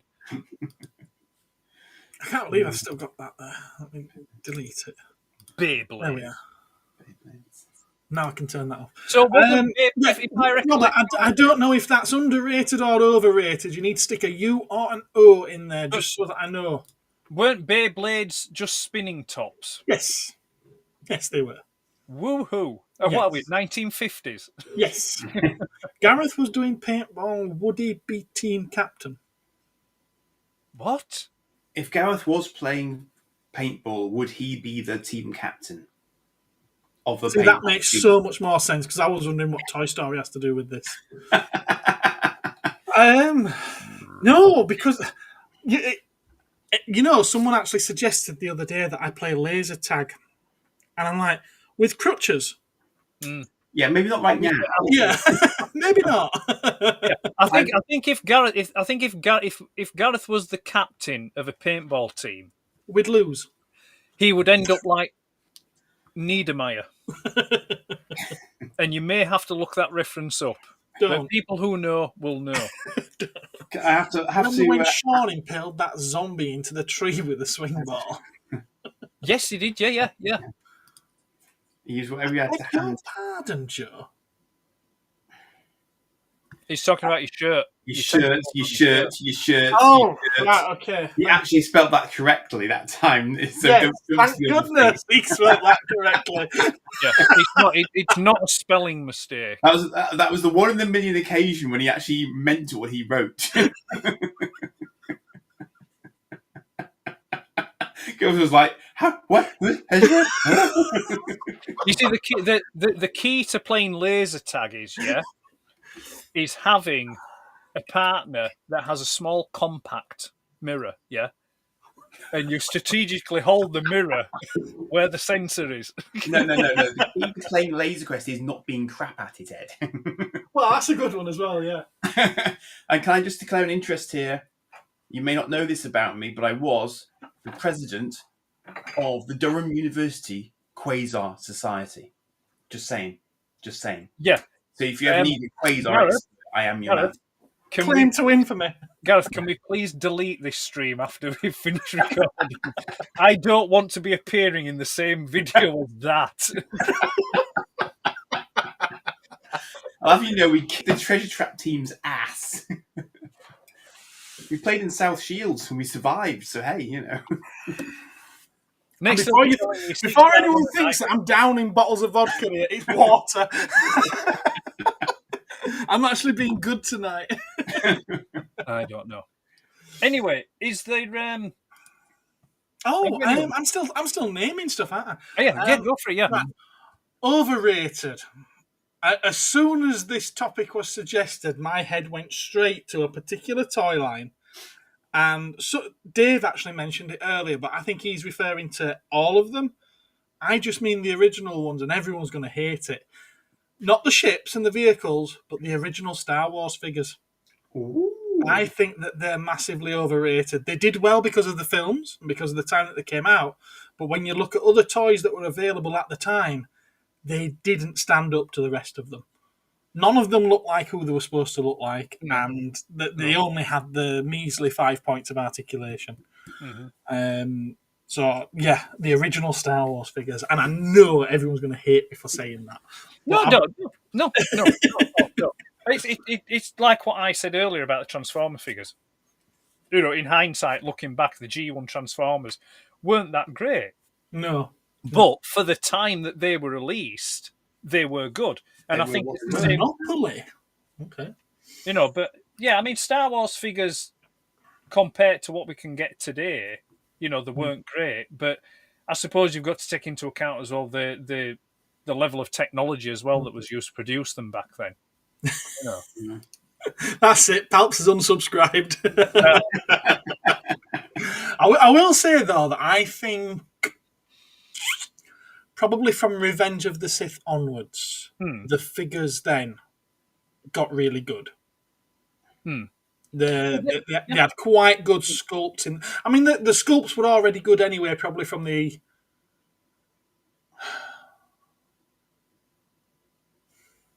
Maybe from the back end of the episode 1 line.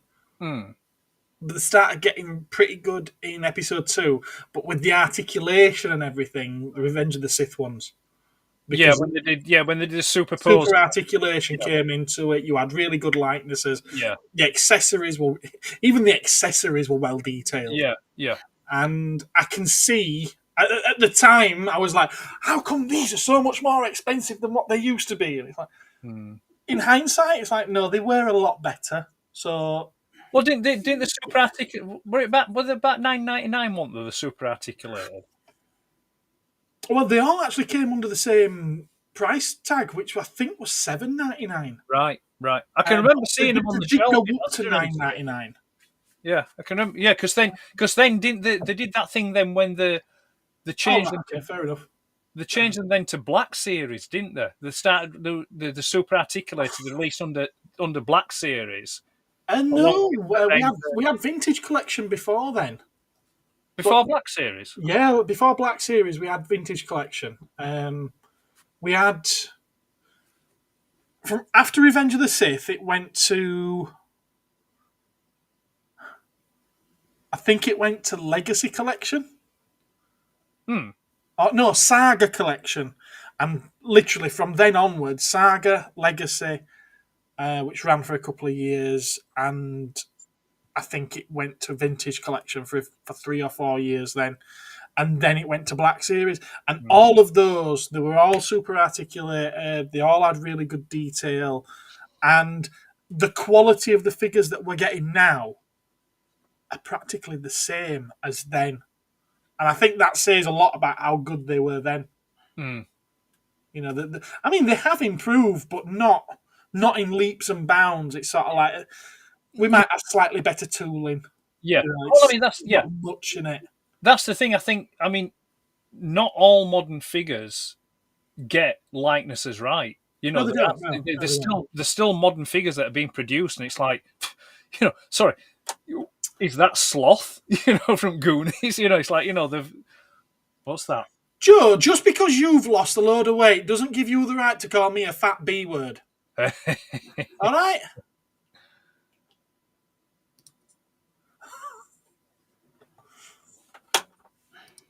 Right, so Studio Series Transformers, are they under or overrated, Robert? We need a U or an O. I reckon. I reckon he's going to mean overrated for the Studio Series. Possibly. And I don't think that they are, to be fair. I would say in some respects I would put them as overrated, especially when you're looking at figures like Grimlock, Studio Series Grimlock, and the prices that people are paying for that now. Yeah, but that's on them, isn't it? It were a 50 quid toy.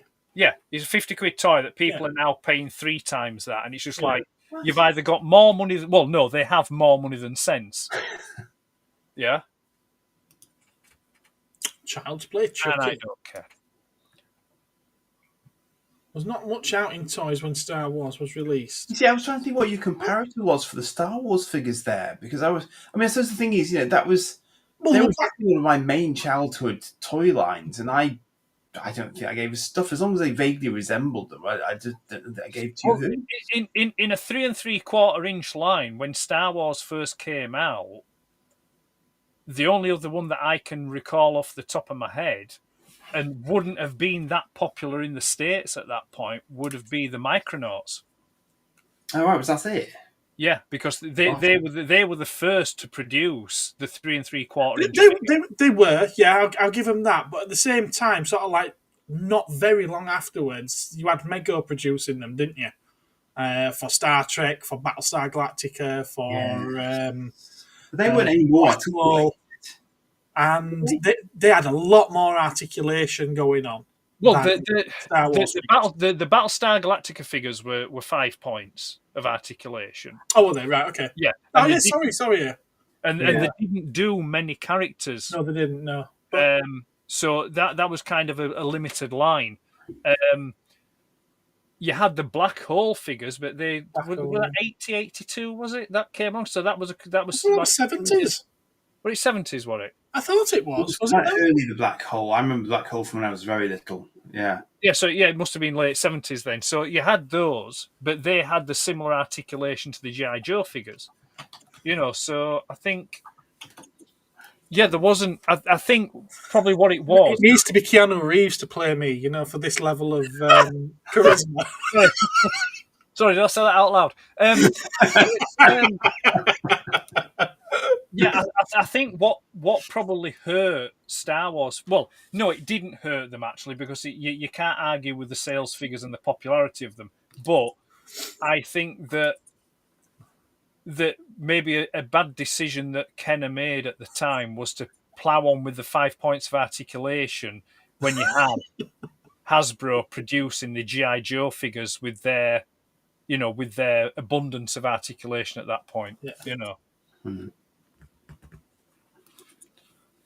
I'm more would no, just no.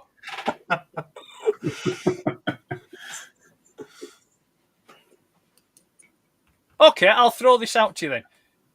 Who would you want playing you in a film? Me? Who would I want playing me? Me?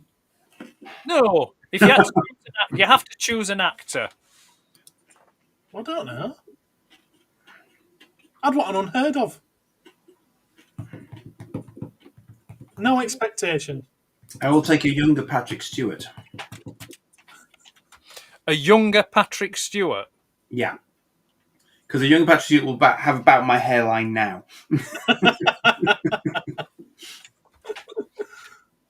Bloody hell, look at these suggestions. I think for me, who I don't want playing me. If it were on Netflix. Oh, let's move on. Ryan Reynolds. I'm looking at Ryan Reynolds for Ed. There you go. Ryan Reynolds.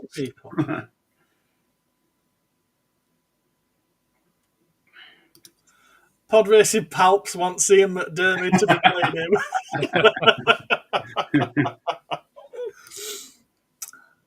Go it. You know what? I mean, he can't play it now because he's dead. Arthur Lowe could play me. Arthur Lowe. Arthur Lowe, yeah.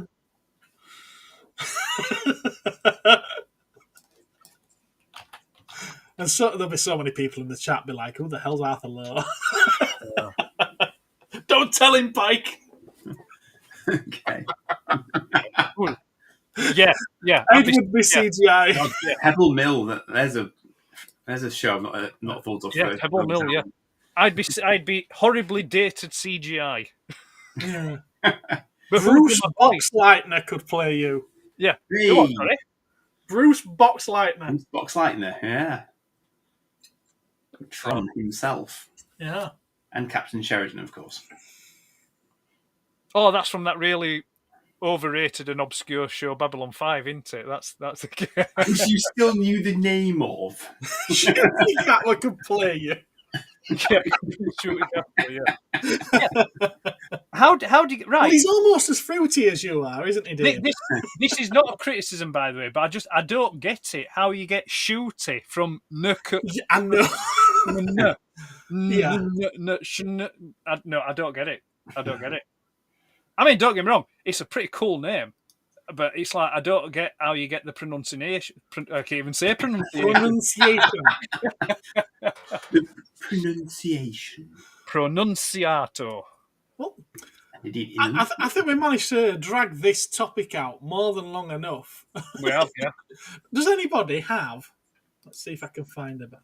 Does anyone have any bits to show? It depends what your definition of bits to show is. Well, we've seen what my definition of Twister is. Yeah.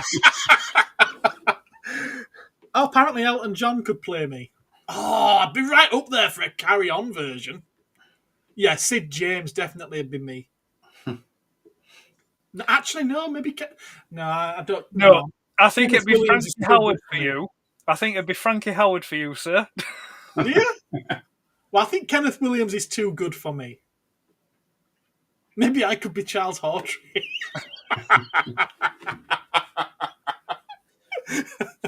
No. Oh, no. Leslie Phillips. Aye. Yes.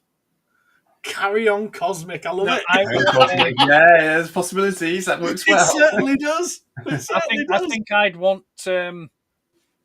for me, it would either have to be Hattie Jakes or Valerie Leon that would play me.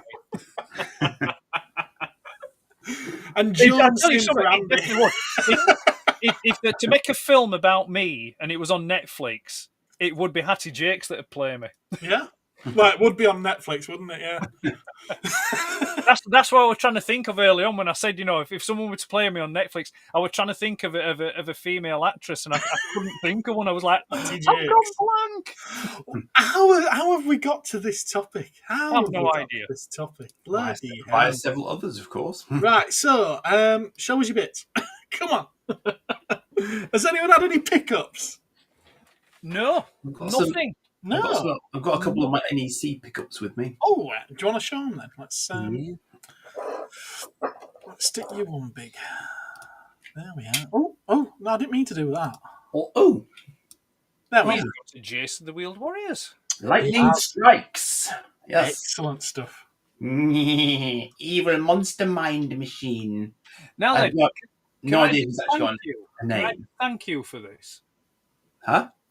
I want to thank you for this, Why? and I shall explain why. Please do.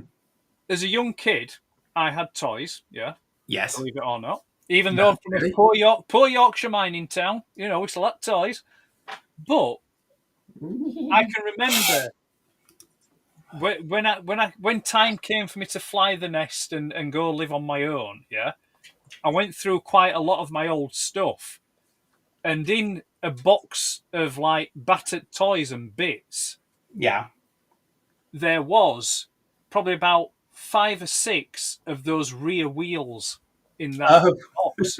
So, and I could not for the life of me remember what toy line or what toy that those wheels came from. They are quite distinctive, aren't they? Because they're chrome. Yeah, so, I mean, obviously, since then, I know that they've come from Jason the Wheeled Warriors, but I have no memory of actually owning any of those toys. Oh, wow. I must have done because I have said parts. You had said parts. So that's one of the Monster Minds one.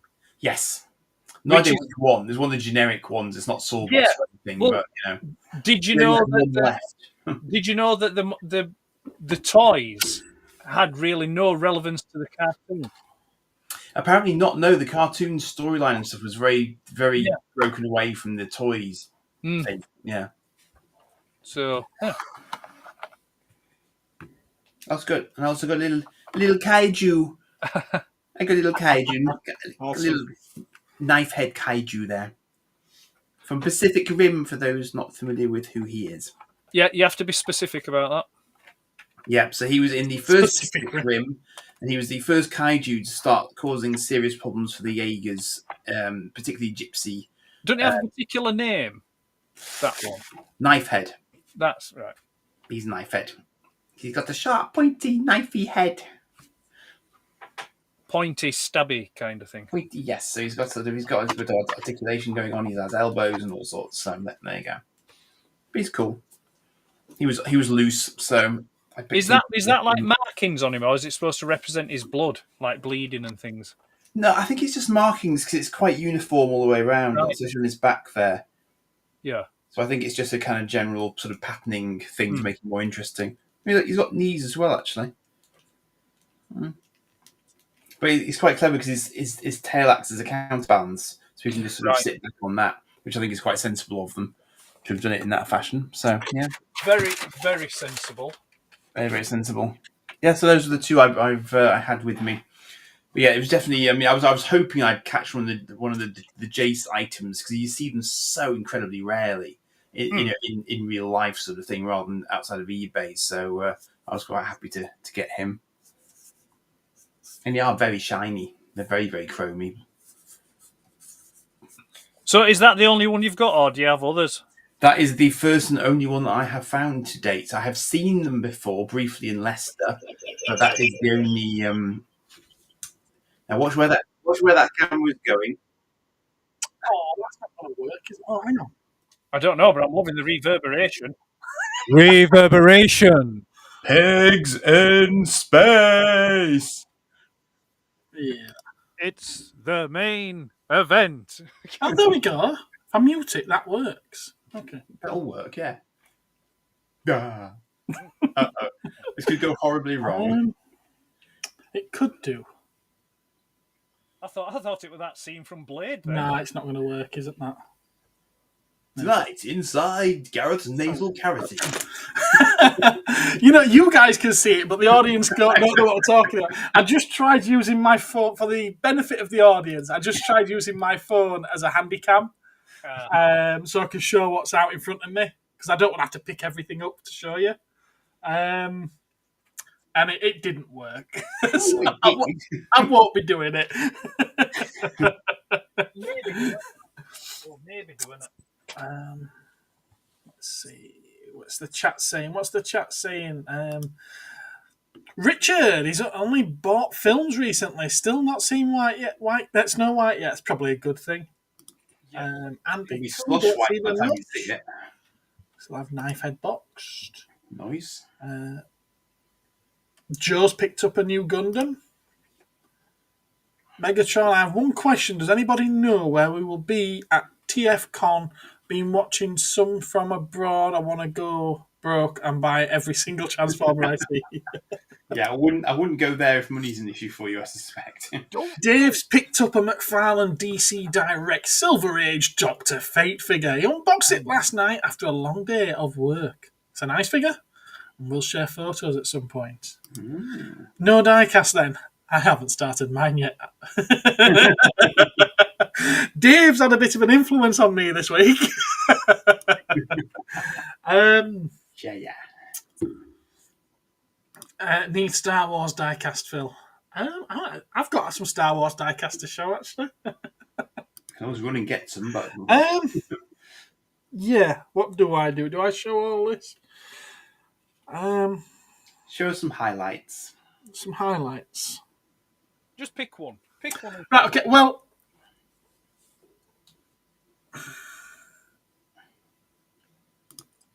there we go.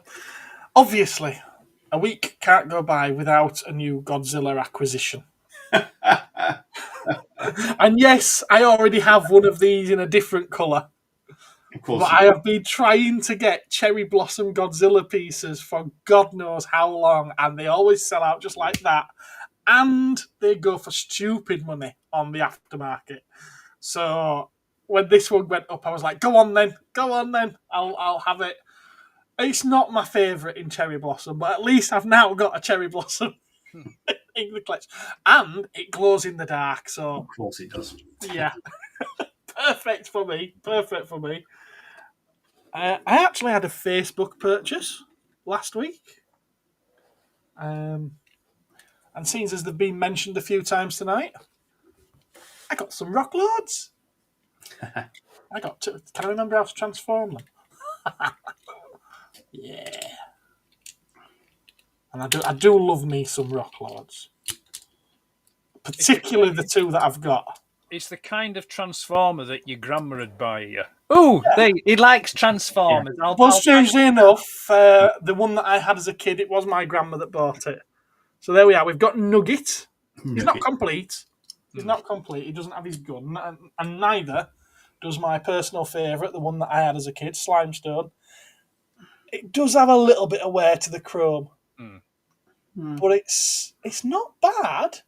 You know, it's not mint, but I'd say it's probably still good condition. I can never remember the name of the one that I picked up. Well, this one's Slimestone, and just look at that face. I love it. I played the hell out of this with mine. It was one of the few figures that I had as a kid. The Gobots were quite robust. That's the thing about them. And these popped up in one of the Facebook groups. I don't know if it was Toys with Nostalgia or Ghost Booters or something, but the fellow wanted a $5 a piece for them. Oh. Yeah, and I was like, yep, I'll have them. No problem whatsoever. And a few days later, they turned up, so thank you to that guy. I'll save... No, go on then. Who's up on their yokai? Gesundheit. No one's up on their yokai? Well, I've got this guy. Okay. Yeah, he's a tiny little fella, and he's sitting having a bath in a teacup. Because obviously Japanese teacups do not have handles, do they? But it's a money box. How many coins are you supposed to fit in there? 3? That'd be a challenge actually to find out, wouldn't it? But I find this character quite funny in the films. He's literally an eyeball for a head on a normal shaped body, completely naked. Okay. And it's in a kid's cartoon. He doesn't have dangly bits though, even though he's constantly referred to as father. So it's about as anatomically correct as an autumn. Yeah. Now, Dave, you and I may have to start a new channel. Uh-oh. Yeah.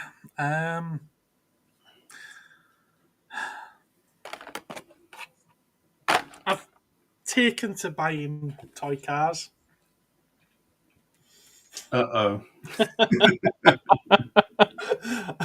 I quite like this one with it actually coming with a matchbox. It's got opening doors, so it will be coming out of the packet. I've already ordered some cases to put loose cars in, and I've told you before, cars are what I had as a kid. It's what I grew up playing with. It weren't figures, it weren't spaceships. I had some, but not loads. It were toy cars, and Stuart, who was in the chat earlier, I think he's disappeared now. He's probably got other things to do. He did an interview with me, so check that out on his channel on Friday when it launches, or premieres. I don't know how he does his. And he was asking what I played with as a kid and this, that, and the other, and I just kept coming back to toy cars. And with Dave's recent pickups as well, it really brought it home to me. So I've now got a desk of toy cars, from Matchbox to Hot Wheels to some of the posher Hot Wheels, which these were quite expensive, to be fair. Are you not going to sort of set some parameters around this at all? It's going to be a case of if I like it, I buy it. That's a parameter, I suppose. Yeah, I'm not just going to buy anything. I thought that looked quite cool, and it was on sale as Sainsbury's. These, believe it or not, are just shy of a tenner each. Really? Yeah, they've got better paint jobs than the usual cars, and they've got rubber tyres, which the normal cars don't have. So they call them premium. It's so they can get away with charging you like 5 times the price. Yeah. But they were on their 2 for 15 deal, so I got them. And then obviously, no diecast collection is complete without, of course, the Batmobile. I do have some. I'm going to call them vintage because they're from the 90s. Yeah, from the 90s, and I actually had one of these as a kid as well, so that's quite cool. And, of course, Dave, yours that you sent me had to be opened as well. And another one I had as a kid, which I think a lot of people recognise that, although it was 90s. This, I'm going to get so much hate for this.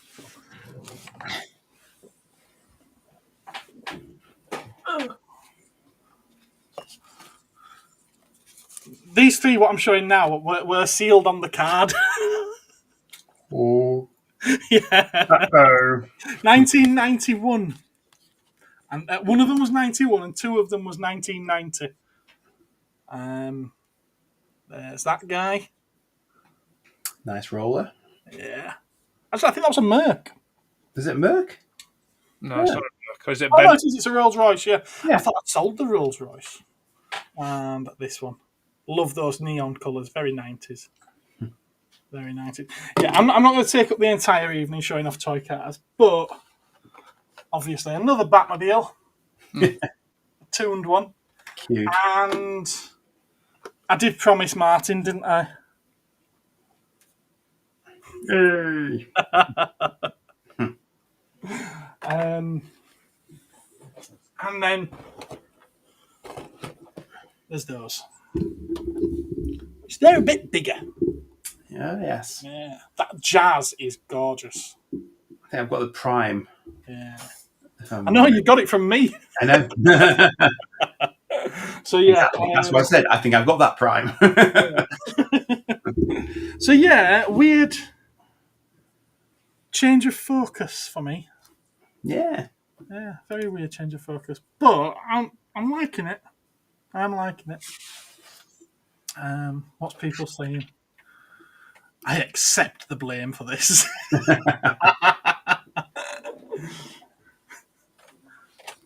I'm often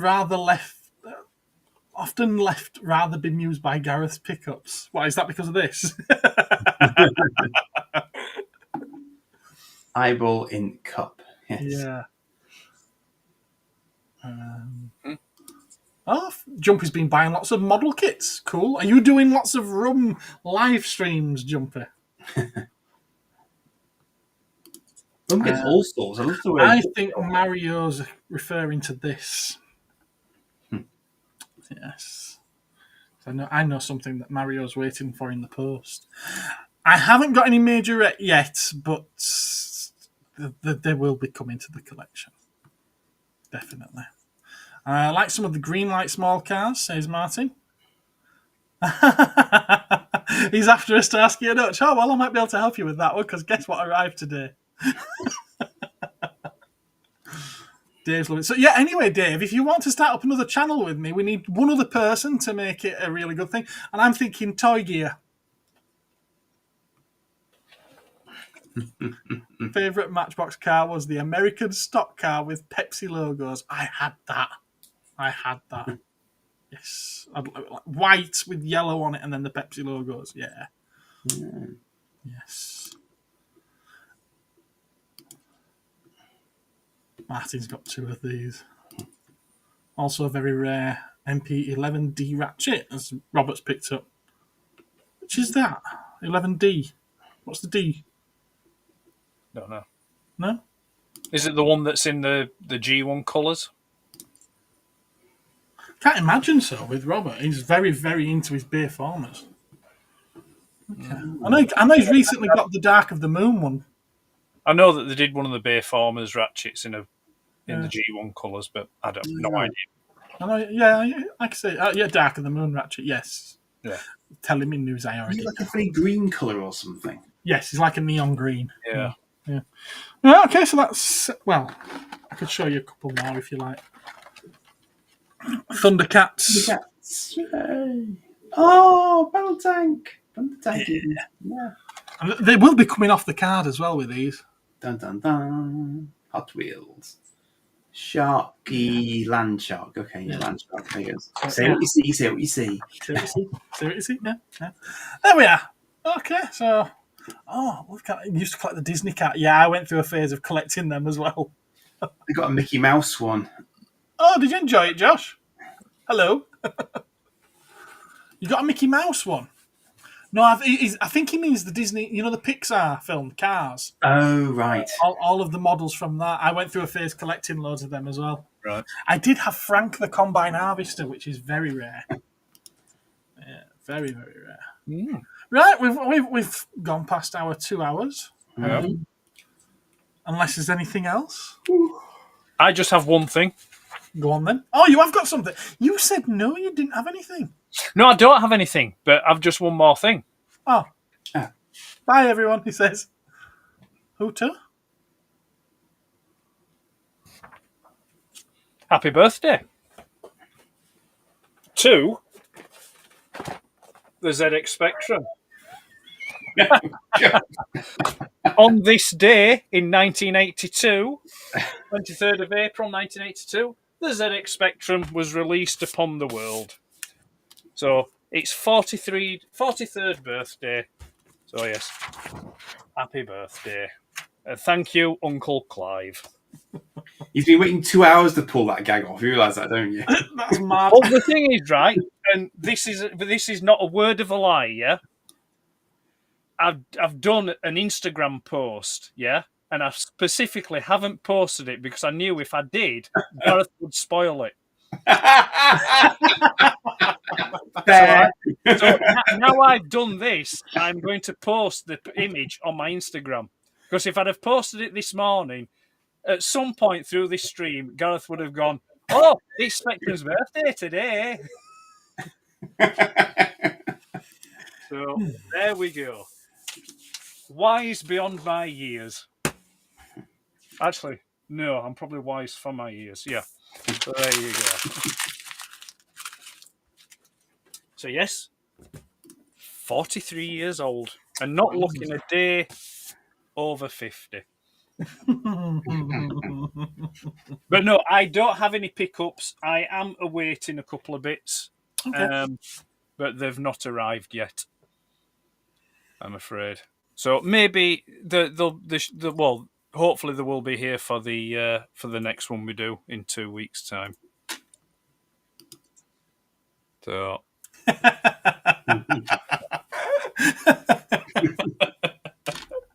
What's that? Okay, you won me back. Sorry. Well, I said Star I Wars say, originals yeah. were crap, and you said the Fair original enough. Transformers were, so... He done subscribed. I did. Good lad, you do right. He hadn't. He's probably cancelled his Patreon, though. No, I don't do that. The planet will go to hell long after I'm gone, so I don't care. Cosmic Toys, when will the Transformers knockoff review be on? Oh, it's a while off. Yeah, I've got another 6. I've got another 7. No, 5. I can't do my maths. I've got another 5 episodes to do before I launch that first one. I have plans, you see. And I'm already regretting these plans, but I have plans. well, yes, that's the way of it. Surely you can release one while you're working on the others. No, because I want shots from the others to be in the intro. Oh, so you got to do all of them first. Yeah. No, I've at least got to film the others. you should do it yourself. Just film those specific shots for the intro, and then do it, and then just go back and do the whole thing. I know what I want to do. This is my video, and I'll do it my way. Common sense be damned, sir. For a moment there, I thought he'd just put that video up, that peanut butter and jelly time video. I thought, what? You tried, Ed. You're on record as having tried.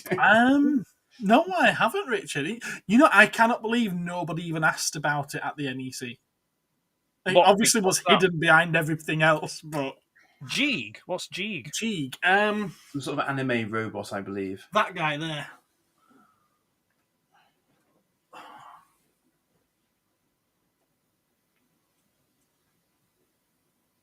I always worry when he's getting stuff out of these cabinets. Oh, there's also a K in front of the N for knockoff as well. Sorry. Oh yes, yes. It's Wheeljack's illegitimate father. Yeah. There's an element of Death Said there as well, I think. Little bit. Do you think? Although this predated Death Said. Well, there's green on him. No, I can see it in his face. There's a little bit there. Look, Simon Furman had to get inspiration from somewhere. Well, yeah, obviously, the devil. I mean, he's got horns. The devil? Maybe had a fever dream induced by the smell of the ink from the raw pages of the comic. I had to get it out, didn't I? Yep. I had to get it out. That's why I was worried for you. Sorry, Jumpy. It just launched itself out. Jumpy gave me this. There we go.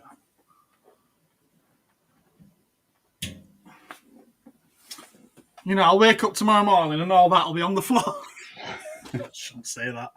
Shouldn't say that. Nah, I've bulled it up. It's going to be a load of rubbish. In fact, I think these two have seen it. Seen what? The knockoff Transformer video, the Optimus Prime video. It's a knockoff! How's the leg? It's still attached. Mm-hmm. It's a long process, Robert. We're talking months. Yeah, the boot's on the other foot now. Yeah. No. I believe this Friday, I've got an appointment at Pinderfields this Friday for physio, and I believe that they'll be switching it to flat-footed at long last. So, right. Okay. And switching the sole over from the slanted one to the flat one. So with any luck, I might be able to walk a bit better. Ah, right. Yeah, I have been trying to do little bits without the crutches. It's funny. It's got to be funny for anyone watching me walk because your leg's at an angle. So it's like, wear high heels. Yeah, I could do, couldn't I? I could do. And then I'd end up needing a boot on the other foot. Could do. That's how you did it in the first place. Don't tell everyone. Is it diecast? Is what diecast? It's high heels. The Jeeg. The Jeeg. No, Jeeg's not die-cast. That was plastic, wasn't it? Because it's translucent. Oh, it's got metal. It's got magnets in it. That's what holds it all together. Will you be getting any die-cast buses? Probably at some point. It's one of those, you see. Probably. Yeah. One of those. Like that awful magnetic ball-bearing Big Die-X thing that they did. Right. I can remember when that was first announced, I thought, oh, we're getting a Big Die-X. And I looked at it and I thought, no.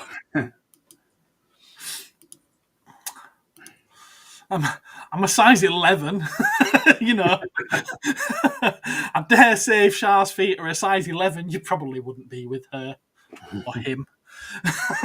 Well, you know what to say about big feet? Right then. Do you want to let people know where they can find you? In fact, no, before we do, Ed, I want to congratulate you on finally finishing season 4 of The Collector's Archive. I actually really enjoyed watching those 2 episodes with is it finished? Pete. Well, I believe that you had 2 left to do. With Pete and Paul, I really enjoyed them. Yeah, but that's going to really mess with the OCD people out there, isn't it? Because there's always 8 episodes per season and there's only 6. So that's really, really going to mess with the but you did a special as well, didn't you, before this one? Yeah, but the Christmas one. If you incorporate that into it, that's 7. No, it's standalone. It's autonomous. It's a double. So take all the stuff that you cut out of those 2 and make them into 2 other episodes. But yeah, if you haven't got a chance to catch up on it yet, guys, Ed has finished off Collector's Archive season 4, and it's pretty good. It's all right. Don't oversell it. It's all right. Don't. I'm trying to get you up past 4 views. You went O or U. Listen, I'm happy to lose views. That's to steal a line. You can lose views. Oh yeah, because when people watch it, they'll wish they hadn't seen it. No, I'm going to steal a line that Bill Murray's character from Tootsie says. Yeah, and he says, I don't want people to come up and tell me how great it was. I want someone to come up to me years from now and say, I saw your video. What happened? So there we go. No, joking aside, no, I do appreciate it. It was nice to get them finished off. But like I say, it's just a shame that it took so long. Yeah, I mean, yeah, it's like, I agree. The one with Pete, I recorded. Well, actually, I put it up on the screen. I recorded the one with Pete in November of 2023. So that's a long time ago. And then the one with Paul, I think that was recorded in June of last year. So from a point of view of when they talk about things that they're waiting for, like pre-orders and stuff like that, that's dated it heavily. I did enjoy the discussion. I think it was with Pete regarding the Nemesis. Oh yes, yeah, the Nemesis. And he's saying, I haven't pre-ordered it because all the others have come down. It's probably going to be hard to find now. And I'm like, yep. Yeah, that's probably going to go on the overrated pile. Pointless. It was like, they made a transformer out of the Ark. It don't all know water with me, does that? Why make transformers out of stuff that don't transform? Although, forever the hypocrite, there is caveat to that. Roller. I don't mind Roller being a transformer. But there you go. But no, I don't get it. But yeah. Nemesis. It's like, I don't get it. Obviously, some people do because they bought it. Andy, where can people find you? I actually have this. My normal YouTube channel of Excelsior's domain. And he's rolling DT at the bottom. There you go. Very occasionally on Facebook and Instagram as well. Yeah. I don't know if I've got you there. No, I haven't put Instagram on there. Don't worry. It's a new thing. I'm only dabbling with Instagram, aren't you? Yeah, I had to retool an existing account because I couldn't figure out how to make a new one. Stupid Facebook linkage thing. Anyway, So my normal Trek toys on a Monday and whatever else I make up for on Thursday. Which I need to do fairly shortly tomorrow. That's what it's called, isn't it? Ticker tape. The That's ticker right, tape. At the bottom. Ticker. It's a ticker, yes. Ticker tape. Back in the day, it used to make that tick, tick, tick, tick noise as well as it used to go across the screen. Dot matrix going. Yeah. Yes. That's the one. That's the one. Well, apparently, Robert has already subscribed. Subscribe to who? I have no idea. The what? You need to put either a G, an E, or an A. Either before or after. No, he's probably subscribed to some new Eagle Moss. Yeah. No, he's probably subscribed to a channel that's worth watching. Oh, thanks. I'm talking about all of us here. Yeah. And on that bombshell.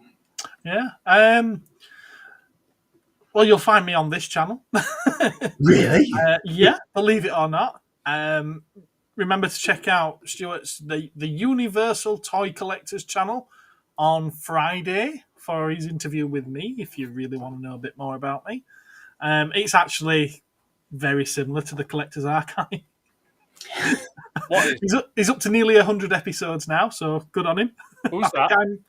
Stu, the Universal Toy Collector. All right. It was in the chat earlier on. Yeah. Right. Nice chap. And then there'll be I'll be eating him up for royalties. yeah. I think you were going long before you. And yeah, regular video next week, and I think that's probably all I've got planned. And you'll find me at Bolton Toy Fair on Sunday. Yeah. Oh, that's very kind of you, Dave. And Jumpy. Did you ask Andy what he's got planned? He did, yeah. Yeah. Try watching the Alfonso Nation. He's brilliant. Okay. Fair enough. Oh, he's subscribed to all three of us. Look at that. There we are. Oh, no. I'm Yeah. trying to lose subscribers here. Stop it. You know, out of our initials, you could get Gay, which is spelt Gae, or Age, which is probably more accurate. We need a Jed. Hey, dear. Well, then. Right, Thank you. Thank you for the kind words, everyone. Right, we're off. How do I do this? I'm still finding my way around this. Good night, everyone. You've all been amazing. Thanks, everyone.